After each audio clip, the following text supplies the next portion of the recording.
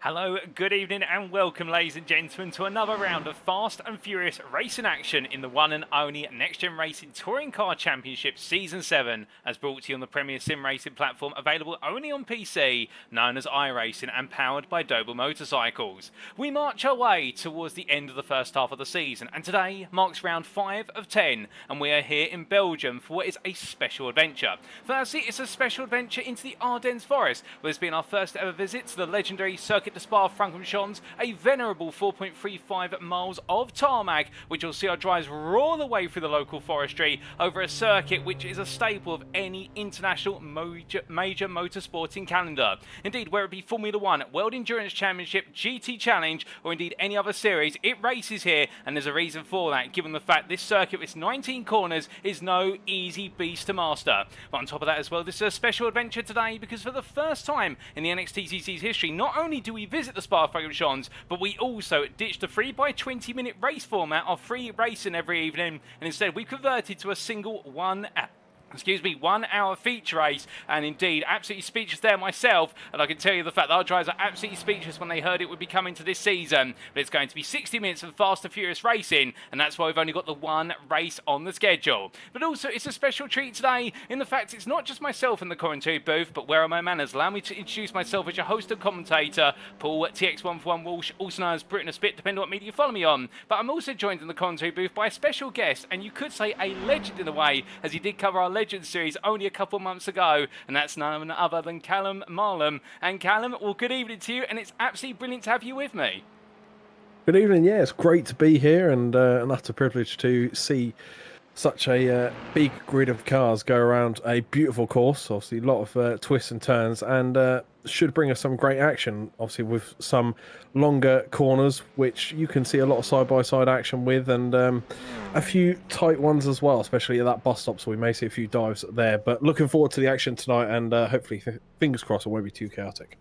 Oh, indeed. Well, we'll have to wait and see whether there's chaos and carnage or it's a clean sweep for our drivers out there. But in terms of our schedule for tonight, and this broadcast, of course, available on free media platforms for your viewing pleasure. Firstly, available on the 2 official Next Gen Racing media platforms, being on YouTube at youtube.com, search for Next Gen Racing, and welcome to you guys and girls tuning in via there. Also on the official Next Gen Racing Facebook group, and that's at facebook.com/groups/Next Gen Racing. Of course, we say hello to Katie Eames first and foremost, tuning in via Facebook, and we're doing well, Katie, and we hope you're doing fantastic as well, and cheering on Verana Motorsport. And of course, you do have the unofficial broadcast available on Twitch at twitch.tv/TX141. And our schedule, times in British summertime, that's BST, or Universal Coordinate Time at UTC+1, is we've got a one and only race, and that's at 8:10 this evening, 60 minutes, no qualifying session whatsoever, and we'll take you through how the grid is going to be set shortly. But of course, Callum, with the fact that it is a completely new adventure for our drivers today, given they've been racing in 3x20 minute races, I mean, they'll be very familiar with that, and the fact they've all been sprint races, but this is going to be a very different complexion, and I suspect this might catch out some of our drivers who are more used to the idea of just going quick, fast, and not having to manage the tyres as much as they will in this race. Yeah, 100%. And I think one of the main things as well is you've got to remember that everyone is human behind the wheel. So not only is it going to feel a bit like an endurance race for the cars themselves, but mainly for the drivers as well, controlling these vehicles, because it's not easy sitting behind the wheel, especially with the climate that that the world has been seeing recently with these hotter days. It's going to be a challenge for some of these drivers going around here for an hour straight, but it's one of those challenges that, you know, you hear it as a racer and it pumps you up. You're excited for it. So I'm looking forward to seeing what happens, but we may see fatigue being a massive factor in today's racing. So maybe the concentration levels will go down as time goes on, but only time will tell with that. 100%. And well, let's give you a recap of some time spent over the last 4 weeks and talk a little bit about our calendar so far and what still lies in wait. Of course, we're into round number 5. Today is the 20th of August 2024, and we're at the Circuit de Spa-Francorchamps. Prior to this, we kicked off the season in Spain at the Circuit de Barcelona, Catalonia, in what was an absolutely climactic season opener, no doubt about it. And then in round number 2, we made our way to the Hockenheimring Baden-Württemberg in Germany for the Grand Prix circuit there, albeit constricted more so to National A layout. But whether it was the shorter layout or the longer one of previous seasons, it didn't matter in terms of how intense the racing was. And in round number 3, we made our way to Japan for the Fuji International Speedway, and on 6th of August we got to see some absolutely frantic racing there in Japan for our first of 2 visits. Last time out, we were in the United States of America for our first ever visit to the Charlotte Motor Speedway's Roval circuit from 2019 and onwards, and we're on the 13th of August, the 13th being unlucky for some, but there wasn't too much bad luck out there for a good number of drives, and Charlotte really generating some of the finest side-by-side action we've seen all season. But after today, we head into our mid-season break of 2 weeks, after which we return for the second half of the season on the 10th of November, not the 10th of November, I'm getting ahead of myself there, the 10th of September at the Circuit de Magny-Cours in France. Then we're making our way to the United Kingdom for the Autumn Park Circuit, the Island Circuit on the 17th of September, then back to Japan on the 24th of September for the Suzuka International Racing Course, and then our penultimate round will be at the Brands Hatch Grand Prix circuit on the 1st of October, and we'll bring it all to a close on the 8th of October at the Autodromo Jose Carlos Pache, and the Brazilian circuit, of course, the scene of many an infamous motorsporting championship crown being made or lost, perhaps most notably, of course, the 2007 Formula 1 Grand Prix title going the way of Lewis Hamilton after missing out on it to Kimi Raikkonen only a year before. But could we see some drama there in the NXTCC? We'll have to wait and see. And well, Callum, an absolutely stacked calendar awaiting us. And I do have to ask, those 5 rounds after today, of course, we're really looking forward to Spa. But if you had to put your money on a round that you're looking forward to in that second half of the season, which one would you be raising your eyebrow at?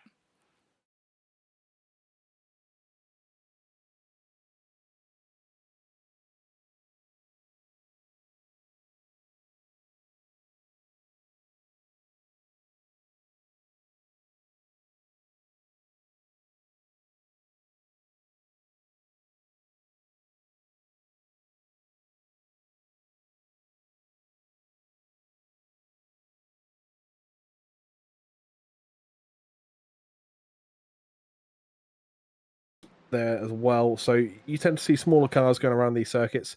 So it's definitely going to be interesting with a grid of the size we see here in the touring cars to go up on circuits like that, especially in Turn 1 and Brands Hatch. It's going to be a tricky one. And then around the back half of Alton Park, especially with some of those chicanes there as well, it's going to be a challenge, and it's certainly going to be one you need to be fully awake for and fully alert the entire race. So those are going to be the ones that stand out for me.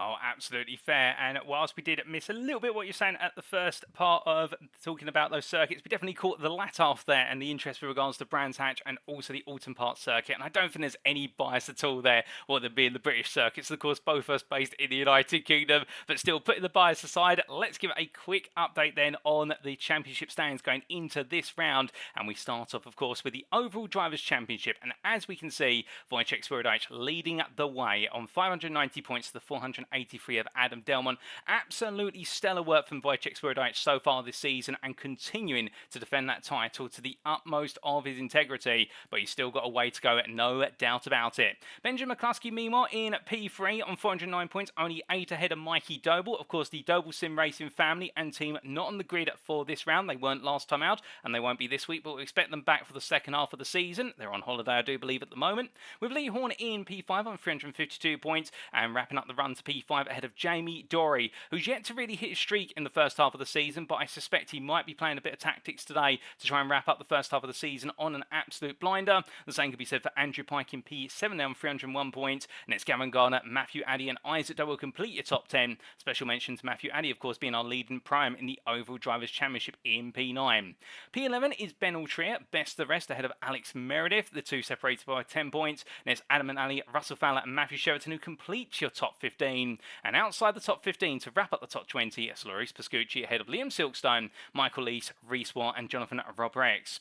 But that's our top 20 in the overall championship. We're going to cut now straight to what is the top 20 of the Pram Championship. And as we can see here, when the scores are adjusted, it is Matthew Addy who leads the way by the best part of 11 points over Ben Altria. And these two continue to battle back and forth at the top of the tower. Indeed, the two titans of the Pram class, with Matthew Cheverton and the Aztec Racing team rising their way up the ranks, and Cheverton leading the way in P3. He's 10 clear of Russell Fowler, with Alex Meredith completing your top 5. And it's Sam Van Olst, Michael Lees, Liam Silkstone, Alan McCain and James Smagsgowsgow who complete the top 10 there, with Duncan Rose in P11 at best the rest, and only ahead of Andy Fox based on result count back.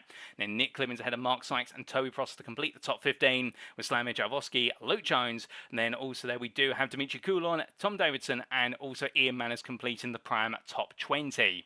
But then lastly, coming to the AM Drivers' Championship, giving you the update there, we can see that Daniel Fritz leads the way, and in P2, after being readjusted into the AM class, an administration mistake in the fact that he should have been moved there as of round number 4, but wasn't to be. He was still in the Pro class as shown on our screens. But Marcel Fritz moved to AM, and with his points readjusted, he's moved to P2 in the AM class, only 3 points off of your leader. But look at that, the top 8 separated by just over 100 points there. There's nothing between them. In fact, 113 points to do the mathematics precisely. And Jonathan Collins, Sam Bradley, Mark Ken, Mitchell West, Roy Plummer and Matt Emmons all in that hunt, with Craig Tillotson at P9 ahead of Josh Brown completing the top 10. Then we've got Lewis Mason and Kevin Smith, Costa Chatscontinental, Dylan Mistry, Tom Delaney, Mike Kurt and Gabriel Yilmaz completing those AM standings. But those wondering about the Teams Championship as well we can see that Next Gen Pink continue to ride the wave of success on 831 points to 777 of SRL with Next Gen Gold, albeit it's getting close between the top 2. Doble Sim Racing meanwhile fallen to P3 in their absence over the previous round and what will be this round.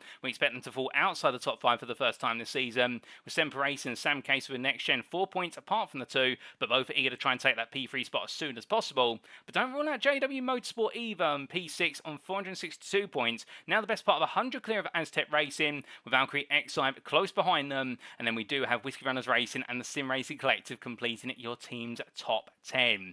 But we're going to stop there with regards to going through the teams, and let's come on to our circuit for a little bit today. And there you can see it, the Circuit de Spa-Francorchamps, with its classic pit lane being used and located near the village of Francorchamps in the municipality of Stavelot in the province of Liège in the state of Wallonia of Belgium. Well, an absolutely marvellous circuit, and thank you to iRacing.com for their brilliant track maps that come with the absolutely fantastic simulator. And well, I do have to ask, of course, Callum, when you do think of legendary circuits around the world, I mean, Spa-Francorchamps has got to be one of those circuits that's absolutely right up there, and a circuit which no calendar would be complete without. Oh, 100%. There are definitely a few names that spring up to mind, but Spa is one of the most enjoyable tracks there are out there in the world to have the joys of going around, and it does bring some fantastic racing, whether it's endurance or sprints or even Formula One, as we've seen several times around here as well. The racing here to no end is just amazing. No matter what the vehicle is that's flying around there, it's always good fun to watch, and plenty of action as well. It's never a track that gets boring at any point. There's always things going on at Spa, because it's one of them tracks where you can lose concentration. Lap times for most cars normally around the 2-minute mark, so it is one of those tracks where the lap feels a little long, with some of the corners obviously dragging out quite a long time, but it's one of those challenging ones where it can catch you off guard, and it sounds odd probably to most people saying that a piece of land can catch you off guard, but when you're sort of getting used to something and going around so often, like in this race where they're going to be going around it for 60 minutes, it's very easy to lose your concentration and have a slip up, and ultimately that brings us entertainment but heartbreak out on the track. Oh, 100%. You couldn't have said it better there, Callum. Brilliant insight. And we're talking about it being a special occasion. We've got some special rules for today, and let's take you through them, ladies and gentlemen. And well, firstly, of course, this is still a fixed setup series, regardless of where we race and how long the race is. And driver classes were finalised as the conclusion of round 3. The only exception, of course, today being Marcel Fritsch, who has been moved to AM. He's been formally confirmed there after an administration error in round number 4. Now, you'll notice in big red text on screen, this feature race, how will the grid be set? Well, we're not going to be cutting to the commentary booth as this season. No lottery bowl draw whatsoever. Instead, the grid is set as a reverse class and reverse championship grid based on the championship standings prior to the round. Or in layman's terms, what does that actually mean? It means the AMs start at the front, the primes behind them, and then the pros at the back. Any driver who has missed at least 2 rounds starts behind the entire field out of fairness given points. But what this does mean is that essentially you then have in the AMs the lowest place AM championship driver will be starting on pole. That'll be Costa Chatscontinental, and then behind them you'll have the same inversion for the pro-AMs, and then you'll have the same for the pros who make up the tail end of the grid. And each driver has 2 fast repairs available in the race should they need them, and there is one mandatory pit stop in which drivers must change all 4 tyres and have a minimum stationary time of 55 seconds. And I tell you, they'll all be getting their stopwatches out there, and that 55-second pit time is to balance the field out, given our drivers are going to be running different amounts of fuel given the way we do success balance, and therefore everyone has to have the same length for pit stop to make it fair. And it is a mandatory pit stop that must be served in a designated pit window, and that is opening on lap number 9 and closes on lap 17. And well, that means it's going to come midway around the race, somewhere in the region of around the 23rd to what is the 25th minute, all the way through to wrapping up on around the 40th minute. So therefore our drivers have definitely got a lot of time to try and work out where to fit that pit stop in. Now, outside of rules, of course, well, we do talk a little bit about stewarding as well, and we've got the same standard stewarding rules here, albeit you'll notice in red text there a slight tweak to track limit infringements, given the longer length of the race, in the fact we have up to 8 warnings for our drivers and there'll be no penalty. On the 9th warning, we go straight to a drive-through penalty, so there's no free strikes and you get a drive-through. Indeed, this time around, it is the case. You go straight to a drive-through penalty that has to be served within 3 laps. And any racing instance, as always, shall be reviewed post-round. But beyond that, of course, we do have the deployment of safety car, which is a potential aspect, although I do believe the safety car is not going to be deployed in the final 10 minutes of the racing, as I've been informed, and will we continue to run the theme of success ballast into the racing week in, week out. And that's enough rules, regulation, everything in between. We're here for the racing, and as we look back to our circuit side cameras, well, without further ado, Callum, I mean, when all the drivers get themselves absolutely ready and set, we've got only 15 minutes or so left to go before we do head to the grid. It's going to be an exciting one. I think a lot of our drivers out there right now just trying to get the best possible times they can and getting themselves all clocked in the zone. It's a special occasion, but one where they're going to need to be absolutely dialed in. Yeah, 100%. And these sort of last few minutes now before the race are going to be crucial for a lot of drivers and their teams behind the scenes, because they'll be dialing in the last few little bits. So whether that's getting extra few minutes on the track and getting used and seeing if you can push some of your braking zones, or it is fine-tuning that car as well, just to make sure everything is running nice and smoothly, or ironing out any damage that may be on there, so I can get a few more quick laps in before we get underway here, because it is all going to be about the rhythm. I think the best way to describe it, it's going to be like a song, so you're going to want to carry on going at the same tempo throughout the race, and if you can, you sort of want to build it up and get to that final point and end off on a high note is the best way to describe it. So that's what these guys are going to look to do. So the main thing here will be getting into that routine fairly quickly after the start, which is going to be chaotic. There's going to be a lot of cars in one section at a time. It's going to be like a gridlock on the M5, but after we get through that, it's going to iron out smoothly, and hopefully we'll be seeing some beautiful songs being played by these cars as they come roaring around Spa. 100%. It'll be the roar of 4-cylinder engines all the way, like you say. And well, speaking of somebody who was roaring, as we do look to him down in the pit lane, Andrew Pite there for the Sim Racing Collective in the number 57, albeit you can't quite see him too closely, but he is there in the Sim Racing Collective Honda. Now, I had the opportunity to catch up with him in the build-up to today, and what he was saying to me, and you were saying there, Callum, about the fact that our drivers had to really pace themselves. One thing that Andrew absolutely is excited for with this longer race is the need for tyre management, something which he's been very strong at in other series he's raced in the touring car racing class machine, and he feels that he's going to be one of those ones who will rise to the challenge of making the tyres last the entirety of that opening stint. Now, for those guys and girls tuning in at home, what is going to make this race very different compared to what you would normally expect with regards to these longer feature races, keep in mind how we do success ballast, in the fact that the drivers who have success ballast in the cars, they're carrying more fuel because that adds weight to the car. What that also means is that they can theoretically go longer on their opening stint. Of course, they can't go on for an eternity. They have to pit at some point in order to suffice the mandatory pit stop, but it does mean that those with the success pass, they will be slower to begin with, but they've also got the ability to go deeper into the race by default, but they've got to make those tyres last, and that is the one thing that Andrew Pine is really excited for, although he does also expect there to be the chance of making his way through from the back, and of course, like you say, Cal, surviving that opening lap, because it is going to be very close and testy for those opening couple of quarters. Yeah, for sure, and that's going to be the hardest part as well, because like you were saying about managing the tyres, technically, I know it's at the start of the race, you need to manage them from start to finish. Now, that is going to go out the window at the start, because you're going to have so many people around you, so many high-quality cars that are all going full force and trying to make their way up the field.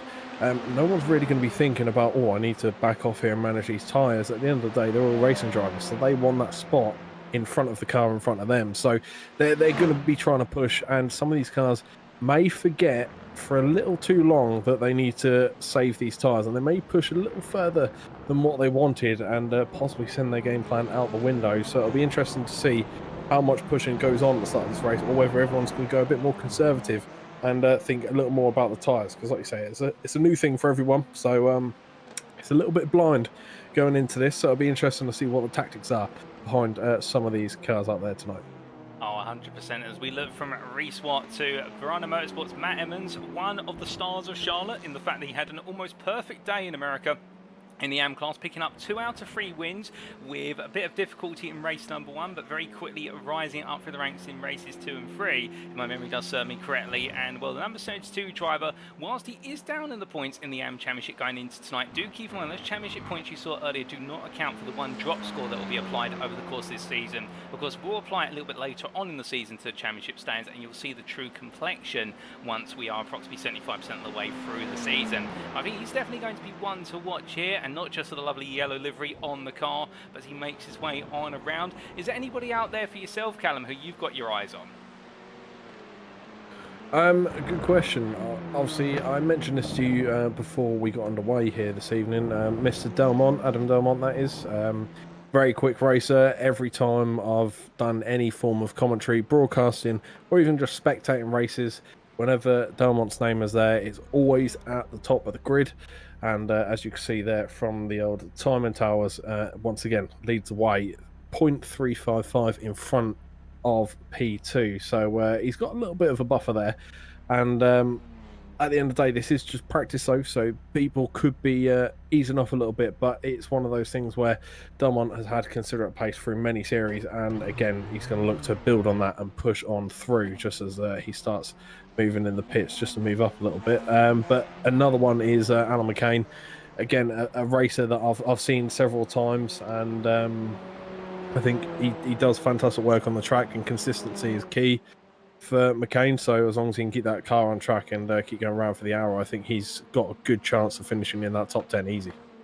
Oh, I'm with you on that, and well, keeping that in mind, and also as we say hello then, the YouTube chat to both Duncan Atmarais, the South African driver from what is Goldwyn Motorsport, I do believe is going to be on the grid today, and you'll see him in the Pro-Am class, I'm sure, and we also have Patrick Falconer tuning in, who can't quite make today's race, but glad to be watching the action, and we're all happy to have you tune in, Patrick, no doubt about it. Well, as we look to Mark Kent for Full Tilt V Motorsport, now Callum, Mark's had a very challenging season. He has on paper been the fastest AM driver by a considerable margin based on qualifying pace, but of course qualifying is just a lap. It puts you on the grid in a predetermined position, but you've then got to get to the end of the race. But for him, it has been bad luck after bad luck. Each and every round he's put together some phenomenal pole laps, and every time it's then gone wrong in the races. I mean, if you're Mark Kent right now, you've got to be thinking, you know what, there's no qualifying today. Yes, you're going to be starting towards the front of the field, and this could be your opportunity not only to pick up an AM win, but potentially as well to perhaps pick up an overall top 10, because of course we've got that reversing of the entire grid, and whilst the pros are fast drivers, they've got to pick their way for the best part of what is 20 to 30 cars before they bump into those AMs who start towards the front. Yeah, for sure. And I think, you know, for Mark's position here, like you were saying, with the thought of no qualifying in there, this is a great time to really sort of forget about that part of tonight, and what would normally be here on an average touring car night, your qualifying session, it doesn't have to worry about that. It's just get on the grid, get your head down and go. But at the end of the day, it is a long race, so if things go wrong, it's not over. There's 60 minutes, so the main thing is to try and use as many of those minutes to stay on track as possible. If things don't go your way, maybe whether it's luck, whether it's lack of concentration, whatever it may be, there's still time to pull that position back and try work your way back up the field again. But the key thing, like I've mentioned before, is going to be rhythm, and it's once you can get that momentum going, it will be a key position. And for someone like Mark, this could be a prime time to really push up the grid and get a strong performance here this evening, because the moment you break toe from the car behind, you can really build gaps at Spa, and that is going to be the crucial factor leading into the sort of around, I'd say, the 10 lap mark, when we start to see cars really starting to spread out, and that'll be the interesting factor on whether these cars can pull away from those around them, and maybe luck will be on their side to start clawing the cars just ahead. Indeed, we'll have to see whether Lady Luck does favour a number of drivers, including Mr. Kent. And we do say hello there in the YouTube chat to none other than Welsh Boy 2012, who's cheering on Full Tilt B Motorsport, and I'm sure will be rooting for Mark and hoping his bad luck goes away today. Now, of course, we should point out, ladies and gentlemen, we do have two newcomers on the grid, and one of whom for a team that have been on the grid in previous seasons. You can see him there in the distance. The Portuguese driver of Pedro Diaz joins us in the 23 for Ignium Motorsport.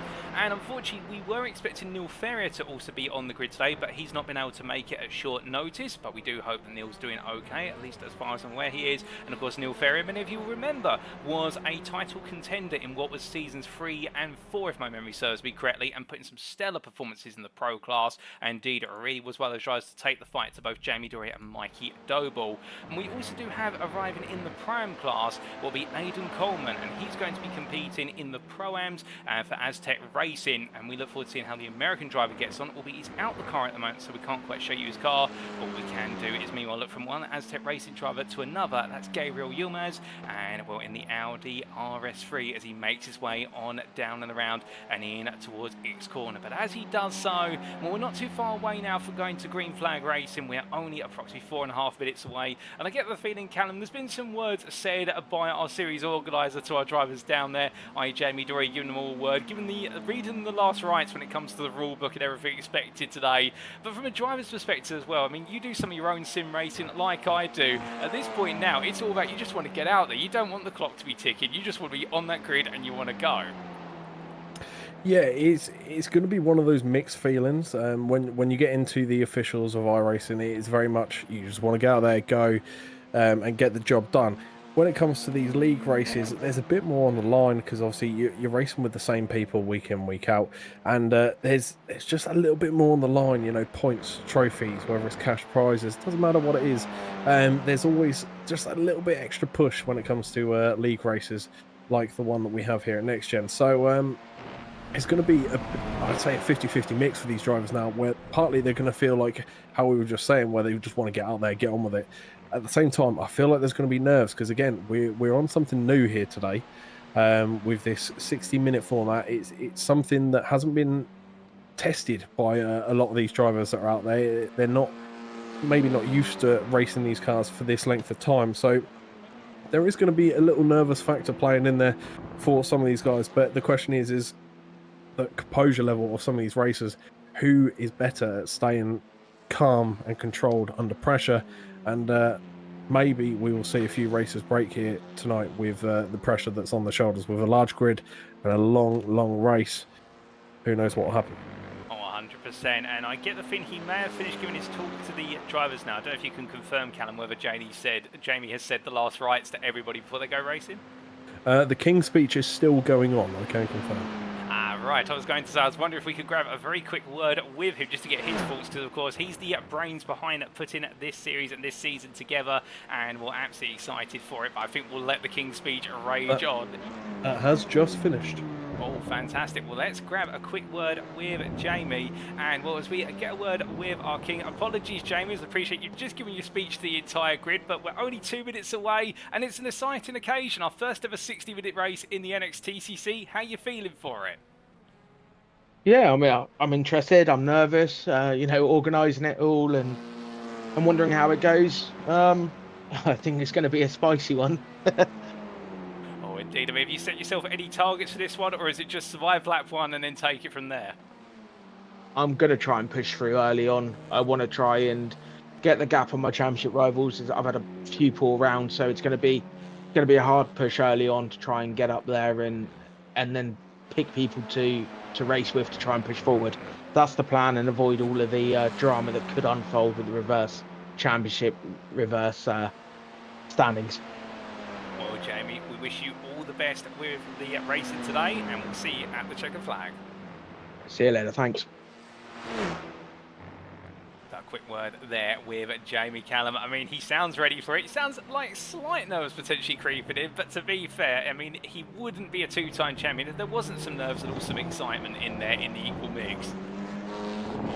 Yeah, and if anything, nerves just show to not only us here today, but all those watching at home as well with us, that the nerves show a clear passion for this, and they all truly do want to go well and do well here at the track. This is something that runs quite strong in the hearts of many people out there, whether they are attracted to just the sim racing or they do this for real out there on the actual circuits as well. It's something that a lot of people have passion in, so if anything, the nerves just portray that passion across the next gen group. So yeah, I'm really looking forward to this, and we'll be kicking off here any moment now. 100%. And speaking of those who do it in real life, we've got Mikey Doble tuned in from YouTube saying this should be a chaotic and entertaining race. Well, good evening to you, Mikey, and I hope you're having a great time on holiday and tuning in. And well, we're sad not to see the Double Sim Racing team on the grid, but to be fair, you're there in spirit and watching. And well, most of the drivers are now in the pit lane. The clock strikes 1 hour 10 minutes. Ladies and gentlemen, it is time for us to get set for our first ever 1 hour feature race here in the NXTCC. It's season 7. It's round number 5, and we're here at Spa-Francorchamps, and our drivers are heading to the grid.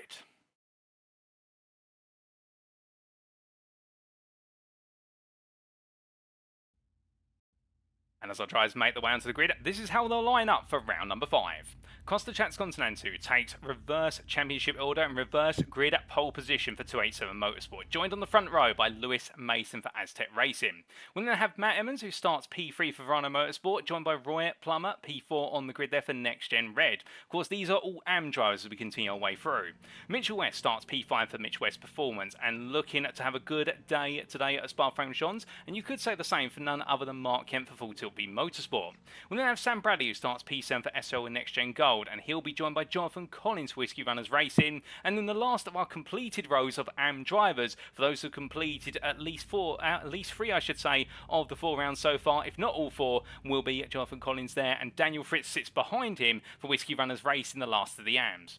We also have joining Daniel Fritz to complete your top 10, Sam Smith, your pole sitter in the Pro-Am class for iRacing Esports, and then we'll have Sloan Jalvosky starting P11 for Semper Racing, best of the rest. He's joined on row number 6 by Luke Jones for JW Motorsport, and as we continue our way on down the grid, Toby Prosser starts P13 for Aztec Racing, with Mark Sykes starting P14 for Sam Casey for Next Gen.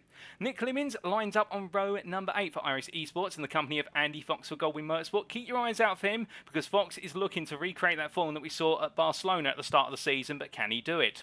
Duncan Murray starts P17 for Goldwing Motorsport behind his teammate in the company of Alan McCain for iRacing Esports, and your top 20 is being completed by James Smithers Gal for Aztec Racing, and then Liam Silkstone for SL and Next Gen Gold. At this point, I'll hand over to Callum to continue our way down the grid order.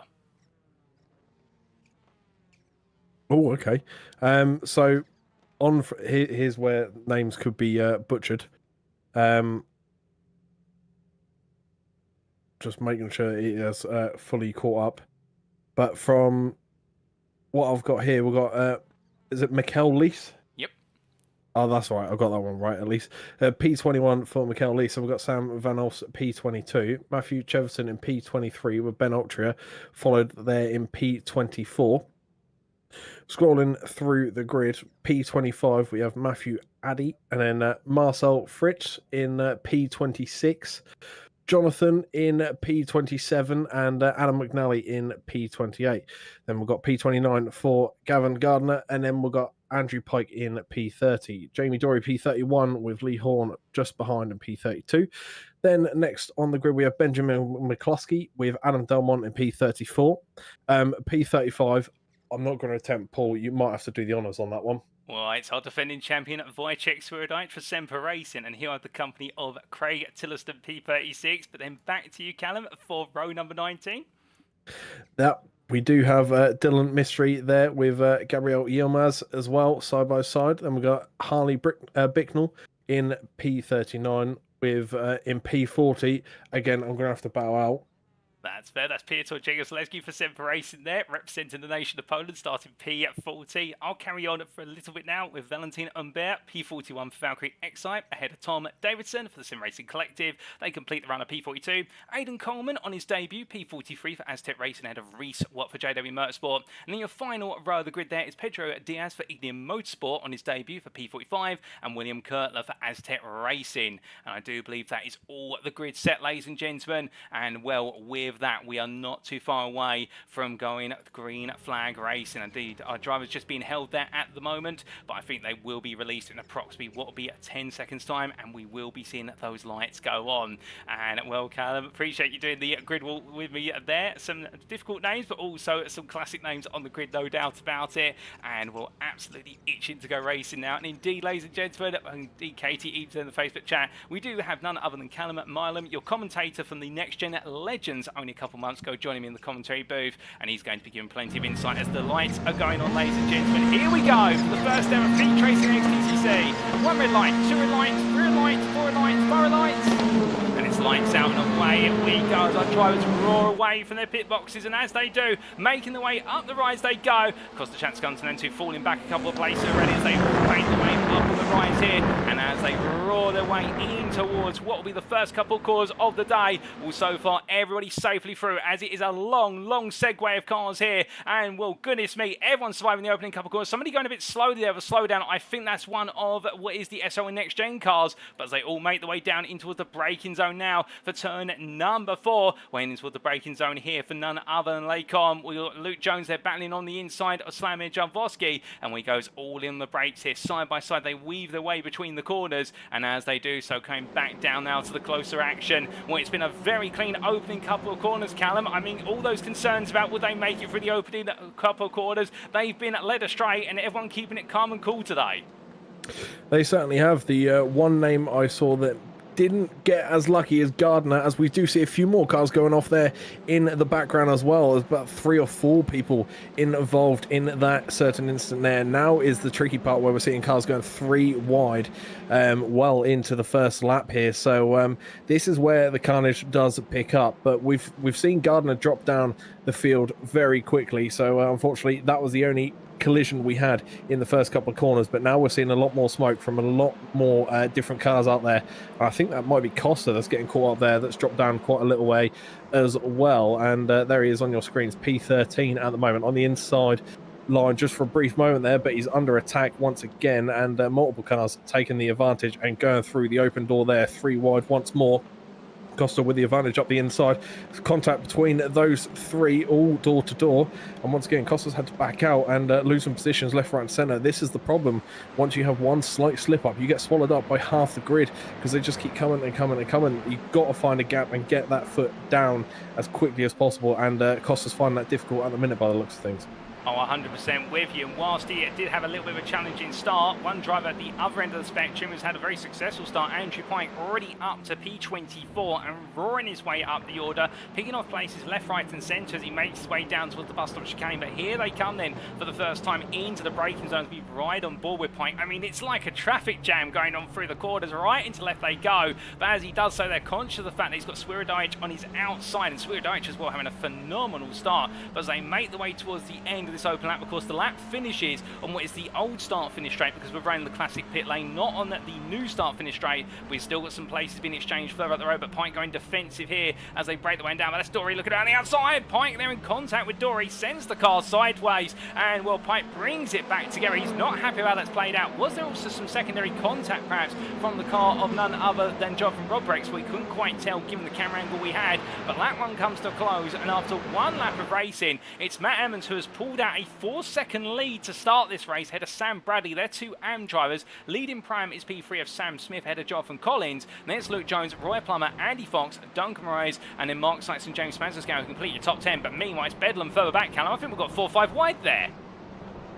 That wouldn't surprise me at all after the action we've seen early doors in this race so far. I wouldn't put it past these guys to go 4 or 5 wide. And there we go. We do have someone off track. That's Valentin, unfortunately, taken the exit road there. And it looks like we have another car out off course as well. And there's front left wheel damage there. You can see the car heavily pulling to the left and the suspension not quite right there. But the number 4 also struggling, sort of bouncing left to right. I think steering's off on that car as well. So a few people with steering issues at the minute. But Valentin's going to try and coast that car around and try and maintain P35 as best as possible. But you can see how much of a struggle that is with the wheels shaking around left and right. And this may not go too well. So they're going to go 3 wide. And Valentin's going to be in the middle. And 991 with the learner badge is off course there, unfortunately, being side by side with the shakes of the car of Valentin there, who does turn into a bit of a drift. And it's going a bit more Toko drift style with some steering damage on that vehicle there.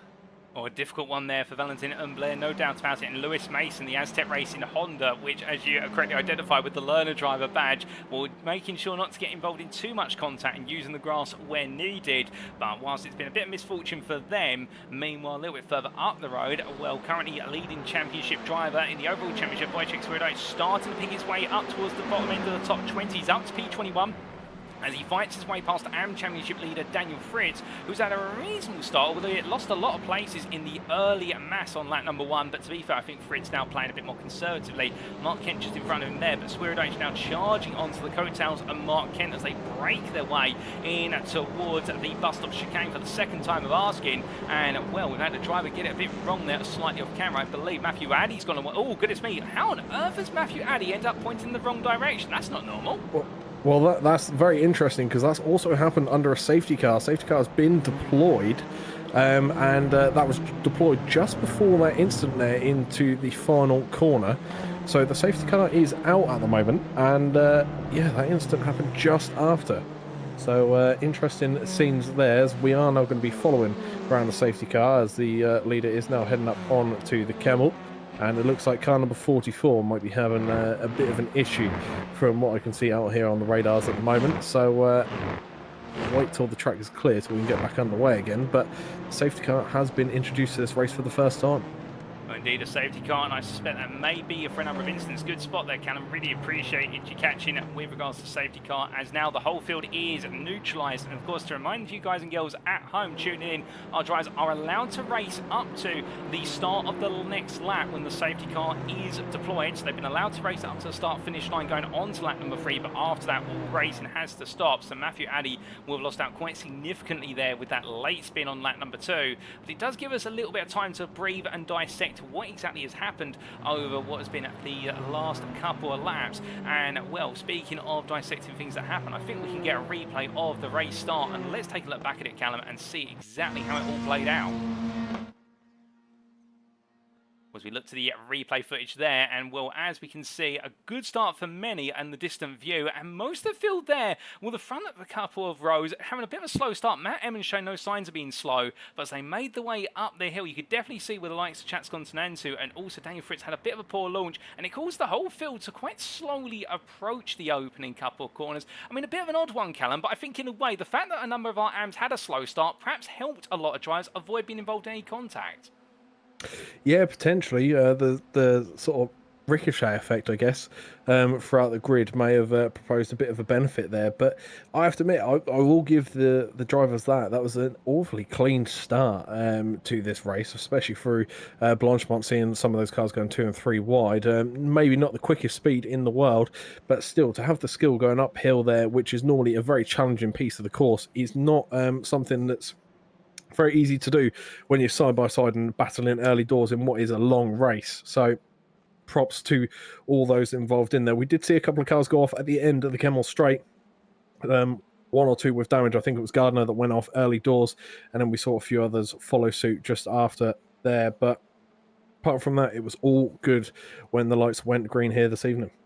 Oh, 100%. And meanwhile, taking a look back on that open lap, but a little bit closer down now, what happened in towards Rivage Corner. This was Slammy Javoski being in contact there with one of the Aztec Racing cars. Also, one of the iRace Esports cars ended up in the barrier for a brief moment. Javoski coming back on, so it looks like they had a bit of a freeway entanglement, but they managed to survive it the most part. That was one of our big incidents on the open lap. Of course, it then led to this absolutely brilliant scramble down into Pullman Corner with Javoski trying to attack side by side there with the number 390. I believe that was James Smausesgow who was getting very... No, that's not James Smausesgow. Let me correct myself. That would have been none other than Matthew Cheverton he would have been back and forth battling with. But in the end, the two of them setting their differences and Javoski getting ahead in towards the Flanders chicane. We also did have another major incident for William Kurtler on the opening lap, and here's the replay of that. And this was the Aztec Racing driver as he made his way down in towards X corner. Now, not really battling with anyone at this point, just loses the rear of the car, and more Pedro Diaz doing very well not to be collected by that. So Kurtler in the end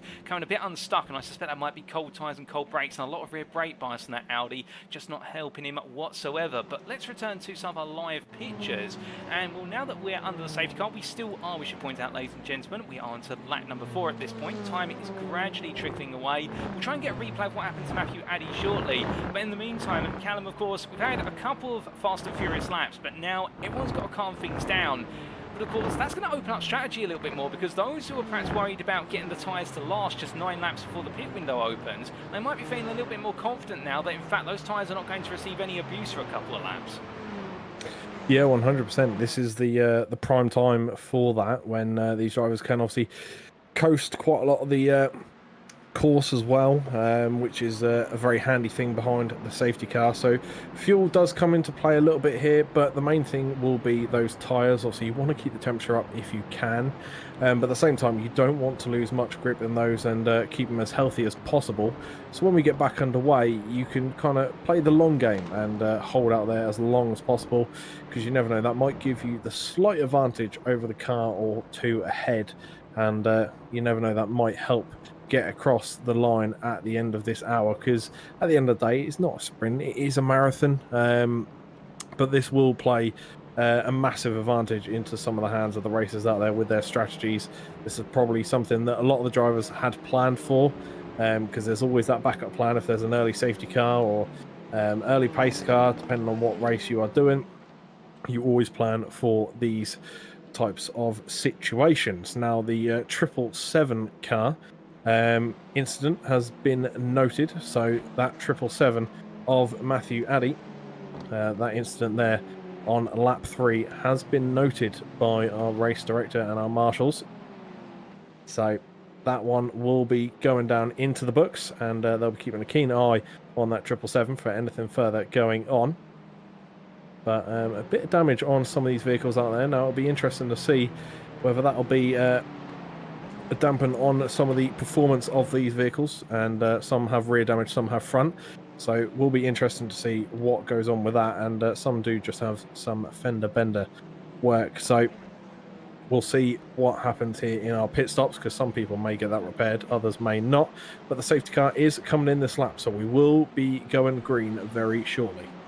Just before we do go green, we have got the opportunity to get a quick replay of what happened to Matthew Addy. This is what happened into the bus stop chicane, battling side by side with Jamie Dorey, and then the 94 taps him slightly and pushed him onto the path there of what was Dorey by looks of things, albeit a very gentle tap, so I'm not quite sure whether that would have been on the number 94 of what was none other than Mark Kent. And what happened to Mark Kent, I hear you ask? Well, we are going to try and find that out quickly. I suspect we are coming back to racing very shortly, but this was up into the Rouge Radium complex, loses the rear of the car, it cuts loose one way, cuts loose the other way, into the barrier, and Mark Kent's race came to a close, and that could have been disastrous for more than just one. But we are back racing, ladies and gentlemen, in perfect time as well, as Matt Emmons resumes our racing there just as we cut back from our replay, and we are green flag once again, Callum, and look at that at the front of the field. I mean, from Emmons to Smith, Bradley and Collins, it's a second between the quartet here, and well, Emmons, after that brilliant start, now he's got some pressure on the fact the AM leader, he's got the prime right behind him, and well, I get the feeling right now, these guys, they're probably of two minds. They might want to work together, given the fact the pros are so far away, but at the same time as well, I think they're all eager to try and put their names into the history books as the first ever feature race winner.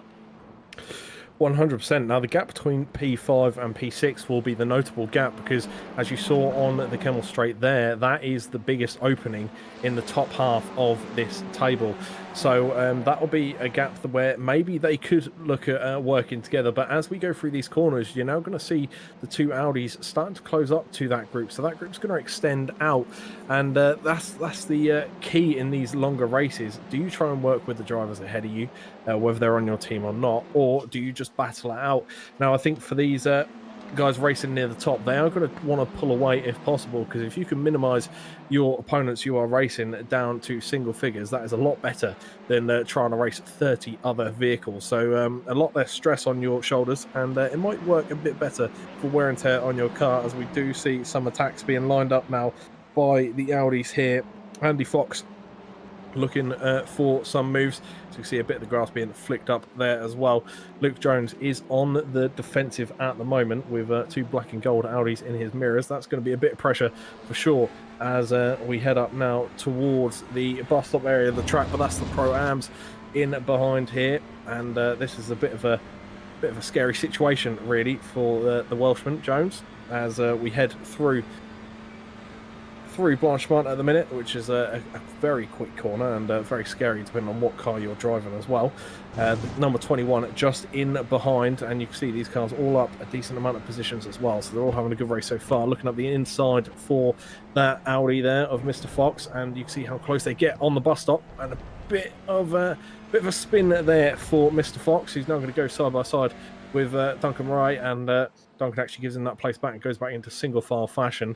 And maybe a bit of team play going on there, but that gap once again extending. Look at the gap there between some of the cars at the top of the field. This is going to be the crucial part where they can work together with that draft all the way up through the Kemmel Straight and out onto the other end. This will be the critical part of the circuit as we see them going side by side into a part of the track where, well, I certainly wouldn't have the nerve to.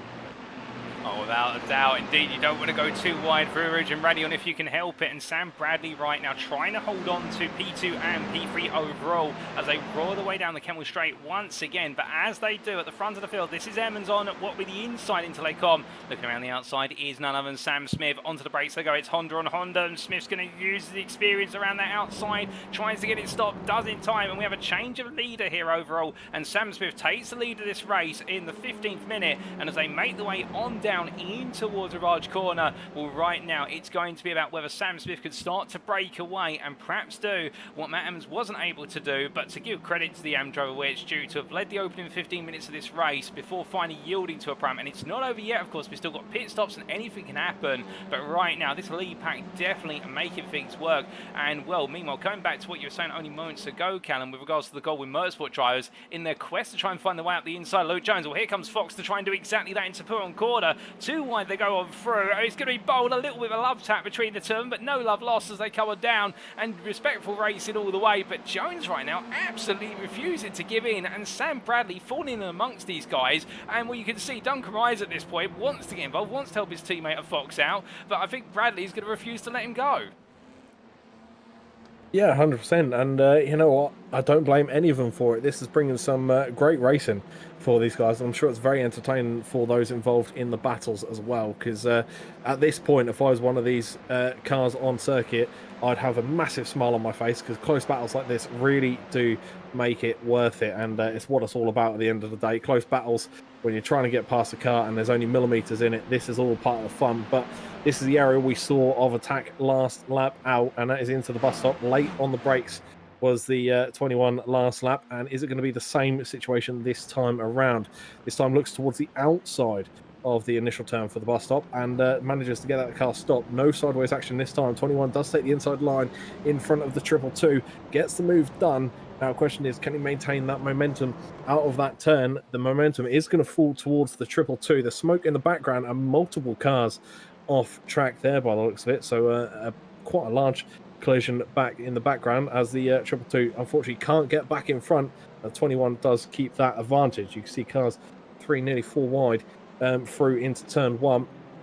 And this is the group that look to create all that smoke just at the exit of the bus stop there.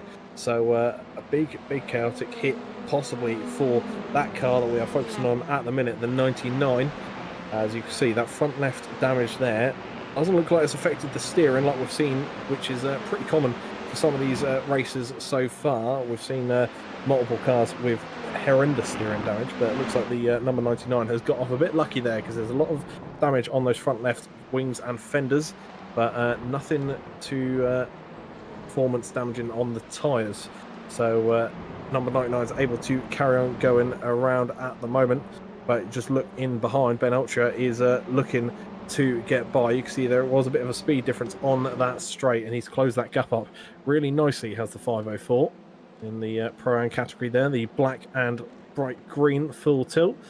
And here's another battle involving many cars, and this is point in the race where we start to see groups pick off, and well, this is where some groups are going to get a bit tight, because they're sort of 10 cars long, and this will be the point of, do you work together or do you battle out for what you've got in front of you? And that will be the question that's sort of balancing on the minds of a lot of these racers as we go through lap 7 at the moment. Oh, 100%. And well, as the fighting now continues, to give you some updates in amongst all that, ladies and gentlemen, as we do look back a bit further up into the top 10, when we were talking about only moments ago what was a car getting wrong at the bus stop chicane, that was Ben Ultrier who was involved in a bit of side-to-side contact, and that caused the whole field to stack up coming out of the bus stop chicane and then make the way down towards La Source. James Spencer making his way, or trying to make his way on past what is there Luke Jones, and Jones has ceded the position to him, albeit not letting him go by any means, but you can see already how the top 5 are inching away. Good observation there in the YouTube chat from Verano Motorsport to say that the top 3 are breaking away, albeit now we do have Andy Fox and Duncan Rice who have been unleashed up into the top 3, so therefore the top 5 are going to get close. There's a very late dive to the inside there from Luke Jones on James Spencer. Couldn't quite make it happen, but Jones is not happy with losing places, and well, the Welshman right now is absolutely going for it, no doubt about that. He's got the Spirit of the Dragon behind him, and as he makes his way down towards La Source, 20 minutes complete, and well, we've still got a couple more laps before that pit window opens. Remember, it opens on lap number 9, closes on lap number 17. Well, right now, all the drivers are trying to make as much progress as rapidly as they can do indeed, but now for Jones, it's all about backing off and waiting a little bit longer as they turn another lap. But meanwhile, looking back down towards Jamie Dory. Jamie Dory into the pit lane here. Not quite sure what that's for. I suspect it's for some damage, but that is before the pit window has opened. So therefore, Dory with a fast repair immediately back out there. And well, Callum, I can imagine that's going to be frustrating for Dory, because he's only really one lap off of actually being able to take his pit stop. I suspect perhaps he's been given the classic meatball flag and he's had to come in, because well, he's just fallen short of what he just turned that into his pit stop for the race. Yeah, 100%. And even then, even though it may fall into the window, that may not fall in line with his strategy. He might have wanted to stay out there a few laps extra, but obviously if that meatball flag was out for Dory, he needed to get that damage sorted, and it was a quick repair, so he's managed to get out pretty quickly back out onto the circuit. But there's a lot of ground now to be made up, and that's going to be the tricky part. But when these cars come in for their pit stops, this is going to be where he has to judge on his timing coming into the pits. And speaking of damage, do we see any there from any cars that went off? No, it looks like the 36 is okay, and that's Lee Horn on your screens at the minute, currently going side by side, and Honda v Honda once more, a common phrase I think we'll say here tonight. Oh, indeed, as it's the battle of the two machines powered by dreams, as Honda's motto goes. That's Jonathan Robrix on the inside for Valkyrie Excite, Horn on the outside coming out of Pillon. They switch back now, and Robrix is going to try to hang it all the way around the outside through the start of the Fantasy chicane. Gets it done there. Lovely bit of move in from the number 6 for Valkyrie Excite, and makes another place. And both of these drivers gradually nipping at the heels of the top 20 now. That's Tom Davidson, the Sim Racing Collective Prime, Veloster just behind them. But I think with the battling now subsiding, they will try and rein it in a little bit and give themselves the opportunity to catch up to the next pack that's being run by what is none other than Wojciech Swirydowicz up in P16, and ends with Pedro Diaz down in P20, albeit as the drivers make the way now in towards what will be the Blanchimont left-hander. We can see that Davidson right behind Horn. I get the feeling that Horn may have some damage on that car. Slight slide there through Blanchimont, and Davidson absolutely as close as he'd like to be as they head down to the brakes, but the Honda so strong on the anchors by comparison, and the Veloster having to back off. But as they come out towards the end of this lap, only La Source before they go on to the next one, of course.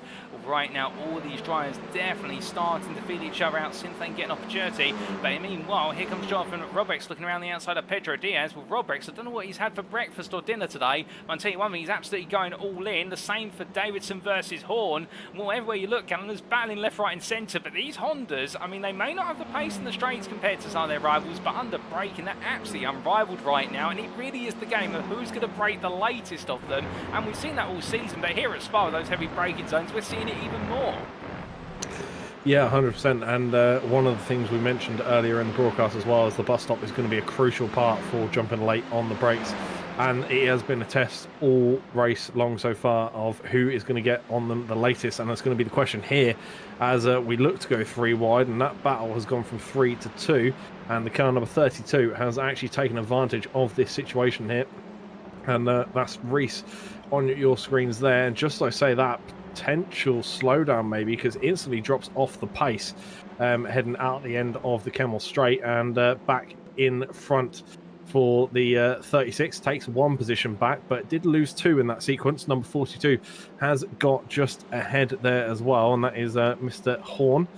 So sorry, not Mr. Horn, Mr. Davidson. He's got through, and he's now the one sitting in front of this little battle that we had going on through the Camel. So the 32 does breach that line once more, takes the inside line, and gets on by. He's now just tucked in behind Mr. Davidson, and in fact still side by side now. That is a long left-hander. It's all basically 2 corners into 1, but it just seems to go on forever, and unfortunately can't keep the nose ahead once more. The Honda a bit later on the brakes and a bit stronger as well. And you can see that is really helping this car get around the circuit, stay in front of their opponents as well. Oh, indeed, and well, those Hondas proving to be absolutely brilliant on the brakes. We also saw slightly off camera there coming out of the Fantasy chicane, Roy Plummer, who'd taken a trip to the gravel after running in P16 for quite some time, the AM driver. Bit of misfortune blighted him. I wonder if we'll get a replay a little bit later, but still staying with this battle between Watt and Horn as they now make the way towards Blanchman. Horn on the inside, but you'll see the Audi, the straight line beast that we've seen this season, now can out-drag the Honda all the way around the outside. I mean, Watt absolutely not hesitating there to go for the move, but now he's got the big question of can he beat it on the brakes as well. We'll hold the phone up with regards to that as they battle on what does get ahead. Meanwhile, oh goodness me, that's a car in the wall there, is it? That's Sam Smith, and well, he's over there on the side. I wonder if he's had connectivity issues of some description. He's just pulled up off the side of the circuit, and I believe, yes, that car is going to be retired to the pit lane. Well, something's gone very wrong for Sam Smith. I don't know if it's a technical issue, but that means now your race leader, after he's managed to find his way past the AM drivers, Jonathan Collins and Matt Emmons, is Andy Fox of Goldwyn Motorsport. And I can tell you this, Callum, when I caught up with Andy in the build-up to today, he was putting his money on a number of other Pro-Am drivers who were looking feisty, but also he was feeling pretty good himself in the fact the pace he was demonstrating in the official practice last night for this race. Well, right now, I think he's going to be feeling absolutely brilliant inside for the simple reason he's leading. He's got his teammate of Duncan Rise in P2 behind him. It's a Goldwyn Motorsport 1-2 currently, albeit let's not get ahead of ourselves because commentators curse and whatnot. But they're running away, and they've got a lot of time before the next Pro-Am, let alone the next Pro. They could just run off into the distance with this. 100%. If they get their team orders correct and they help each other out in terms of balancing those tyres out as well, and they really could take a lot of points away from this and dominate the field, really. So it's one thing they need to keep in mind here.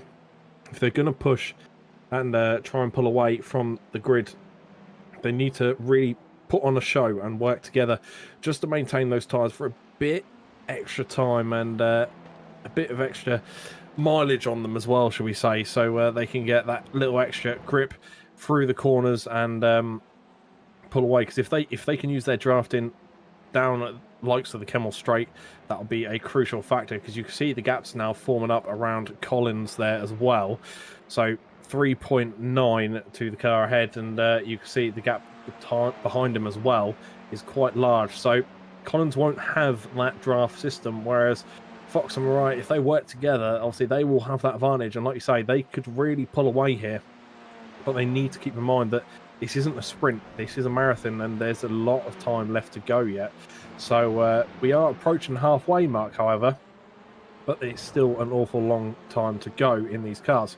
So Jonathan Collins unfortunately doesn't have the draft advantage. There's plenty of space around him though, so now it is basically put your qualifying head on and get some lap times down, and that'll be the main focus for Jonathan at the minute. But a superb start so far for the 1-2-3 as he heads around through into turn 1.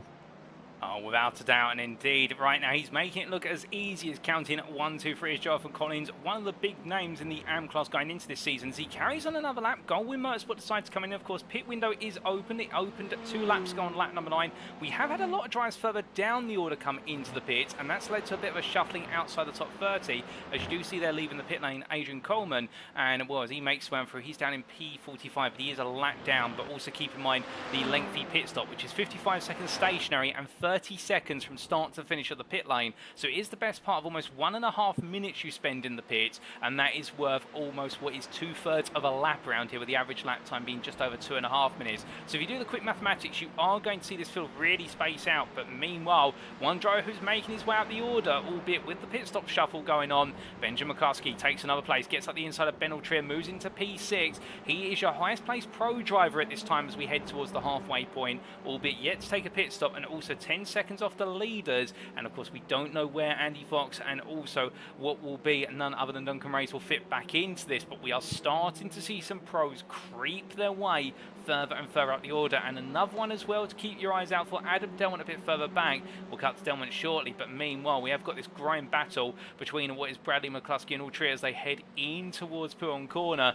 Now as they come down on to the brakes into the left-hander, well right now I get the feeling McCluskey will be looking for the easiest way through here, because Bradley's pace has not been too far for what McCluskey's been doing, but you can see how close now McCluskey is as they head in towards the Fangio chicane for the 11th time of asking. Altrier just waiting there in the wings, but I think it's going to be all about patience here for McCluskey, because if he can work with Bradley for a little bit towards the end of this lap, we can get it past in the toe in the run down towards the bus stop chicane, and then subsequently come into the pits, and he'll lose very little race time compared to if he fought all the way round this lap. But it's absolutely a frantic season in the pit lane. We're having people jump in and out of their cars, and indeed having everything done with regards to the fuel and also the tyres going on, and also that wait time. And we'll give you an update when we can with regards to any major position shuffles. But as they roar their way up towards the bus stop chicane, here they come, Callum. I mean, for Bradley right now, you've got to be looking at your mirror more and more and thinking, is McCluskey going to go for a move, or is he just going to let me be? Albeit I think Bradley might be thinking about going defensive for a little bit. Yeah, certainly. It's going to be a tricky situation as we see a car letting others by there on the bus stop. But it's going to be one of them situations where, do you go and attack and push on for McCluskey, or do you just focus on the defensive work? Either way, it's going to be costing the tyres, but maybe defending might cost a little more than attacking, so to speak, because you do need to manoeuvre that car pretty strategically to keep others back like Ben Altrier, and that's certainly not going to be an easy job to do. But however, when you get in situations like this, as we head towards the Camel, this is where the drafting really does come into play for these cars. You can see how close we are here with Ben Altrier, who currently sits P4 as well, with others in the pit lane. Car number 28 just ahead of Mr. McCluskey, as we see a slow car on the right-hand side letting them by. We are going to go side by side. We've got the front row view, really, of this battle, as we see the 69 on the inside. And a bit earlier on the brakes, believe it or not, than the Hyundai there, as the 28 goes through and takes that P2. So Benjamin McCluskey does get in front of Mr. Bradley there, and maintains that position, does park it well on the apex, and gives himself that little bit of breathing room. But again, at what cost do you get these positions? Well, for 28 that time, that won't be too bad on the old tread on those tyres. So that was sort of a low risk move, really, in terms of losing any tyres or any time as well. Especially, you know, we're talking about tyres a lot, and it is a marathon, but at the same time, when you battle, it's all about the time you lose, because the longer you're battling with someone, the more likely the leaders have gone, and we've seen that already so far. But to show how crucial some of these pit stops are, we do have a penalty, or a drive-through penalty for the 099 car for a short pit stop, as we go side by side once more with the 504 and 69. And you see Ben Altrier there taking advantage and going through once more. So the Honda has lost 2 positions to 2 different Hyundais there. So the Hyundais reign supreme so far, as Ben Altrier finds himself on a podium spot at the moment. Indeed, and thank you for the update with regards to number 99 there. That, of course, being Slamir Javosky, being the first of our drivers to fall victim to a pit stop time penalty, so that'll be a drive-through afterwards. But as our drivers roar the way onwards towards the bus stop chicane, well, we do have Matt Emmons now leading by 3 seconds. Yet to pit, should be pointed out, as we march into the second half of this race.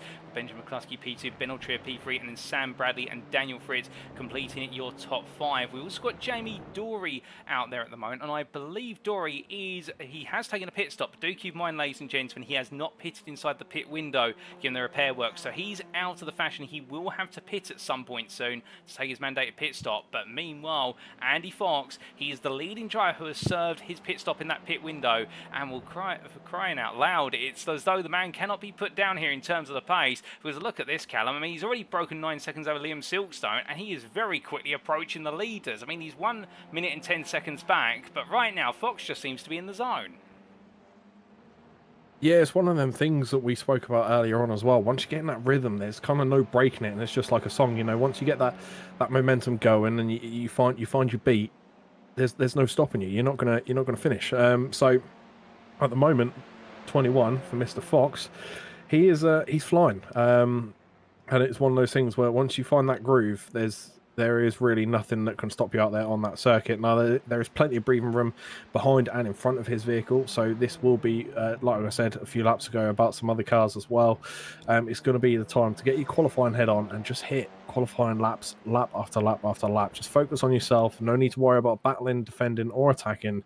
At the end of the day, it is just a clear circuit, so now you can just get your head down, get your rhythm, focus on your apexes and exits, as crew chief once said, and this is the really good time to gain advantage on those cars around you. Oh, without a doubt. And meanwhile, behind it's all kicking off here as Duncan Reyes is not as fortunate to have clear air. The other member of the Goldwyn Motorsport team chasing down potentially a spot on the overall podium, if not the Prime podium.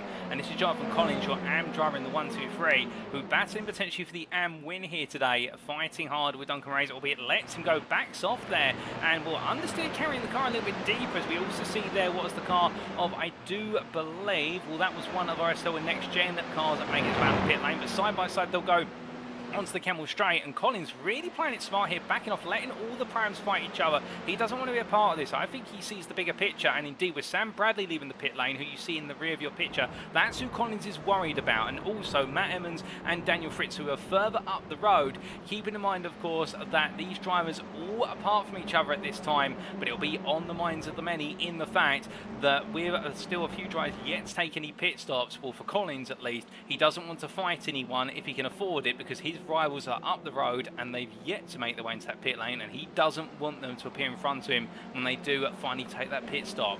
But looking a little bit further down the order from all the batting inside what is the top 20, we've also got Jonathan Roberts here battling around the outside of Sam Bradley. This is right at the bottom end of the top 20 as Roberts makes the move for P18, and that's your Valkyrie Excite driver up the order a little bit further. And then outside the top 20, let's not forget about him, Mark Sykes here, enjoying a bit of a back and forth battle with Mitchell West and also Piotr Jegoslewski. Jegoslewski behind the Audi RS3, West in front, and Sykes in the middle of the sandwich as he comes down in towards the braking zone here, and well, up the inside he goes versus West. It's a classic move, Callum, and I mean, he might not be battling for a spot inside the top 15 for overall points right now, but Sykes has got his head on to battle for points in the Prime class.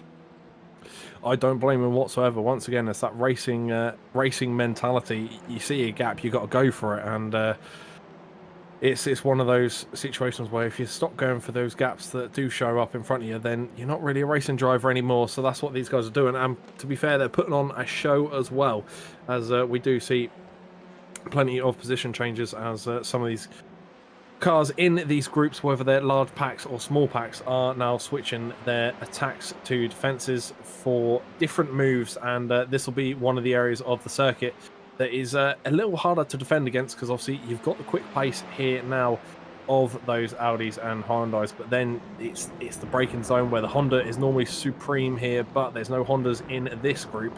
And let's see what happens here, and it looks like there's going to be a move in the background, and Audi seem to be taking the advantage into the bus stop there. A well-placed move for the 77, and managed to get that car stopped right in front of the Honda there. A bit bogged down on the exit. As you can see, there was contact bumper to bumper between those two.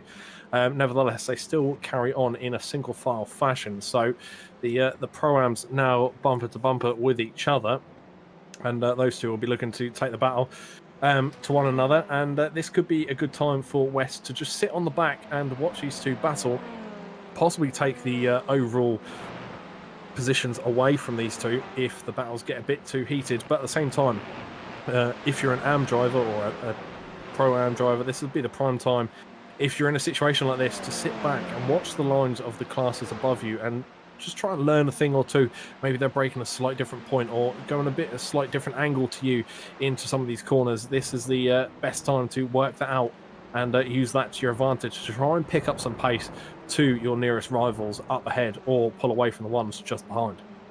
Oh, without a doubt, indeed, that's how you go from being an AM to a Pro-Am and then subsequently to a Pro. And speaking of one of our pros, Adam McNally just finding his way up into P33 ahead of Gabriel Yilmaz, a driver who's definitely not had much fortune today. Started off strong, but very quickly found his pace stumped by an early race incident and having to really then reignite his race. In fact, 2 pit stops, one made outside the pit window in the early stages, and then making his enforced pit stop of the mandated one, and we'll having made that only a few laps ago. So the SL NXTGEN Gold driver really battling against the elements right now and just seeing how far he can rise with just over 20 minutes to go. But coming from one driver who's done 2 pit stops to one driver who's just doing a pit stop, Matt Emmons into the pits now, car up on the jack to take the tyre change there. Your AM leader and what was your overall leader for some time at the start of the race and also a little bit later on, but still we've got 2 drivers yet to pit, and that is Benjamin McCluskey, who you see here, your overall leader, and Ben Altrier 1.4 seconds behind in the rear of the picture, who's following him.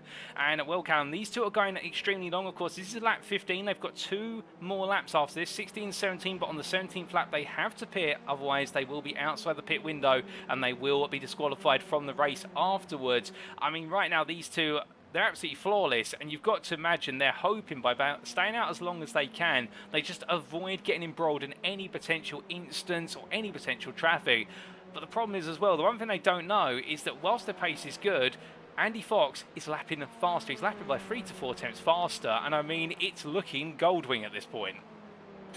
It certainly is. Now, the thing is, these guys will be in their groove at the minute, but that pit stop is going to mix up their groove. So once they do come into the pits, you've got that period of time where you're sitting there twiddling your thumbs, really, and then you've got to go back out there with tyres that are a lot cooler than what you were using a couple laps ago. So there's a lot of things that will play in the minds of these races, and unfortunately that pit stop does break up that flow that you gain. So it's crucial when you exit the pits to try and get back on that rhythm again and bring those tyres up to temperature as soon as possible. But when you're up against the likes of Fox, who is obliterating this track at the minute, it's not going to be an easy job at all. But like you say, I think it is going the way of the Fox at the minute. There he is on your screen, number 21, heading towards that 200 board into the double left, and he's not too far away from Mr. Dory just ahead, and the pace is certainly looking phenomenal in that Audi, and he's had some battles with some Hondas as well. We've seen are quite dominant in the braking zone, but pace alone, unfortunately, the Hondas are no match for Fox here today. Looking really strong, but then again, I had warned everyone just before we went live here this evening that I am the worst jinx to have in the commentary booth, so I wish Andy Fox the best of luck, but I think I might have already sealed the coffin for him. Let's hope not, because he is on an absolute blinder at the moment. Oh, indeed. The hope for the contacts curse doesn't come to strikers. Meanwhile, speaking of striking, he's just made a move for P7. This is Wojciech Swirydowicz, our overall championship leader going into the zone, defending champion, who is continuing to make his way through. And right now, he is the fastest driver out there in clean air.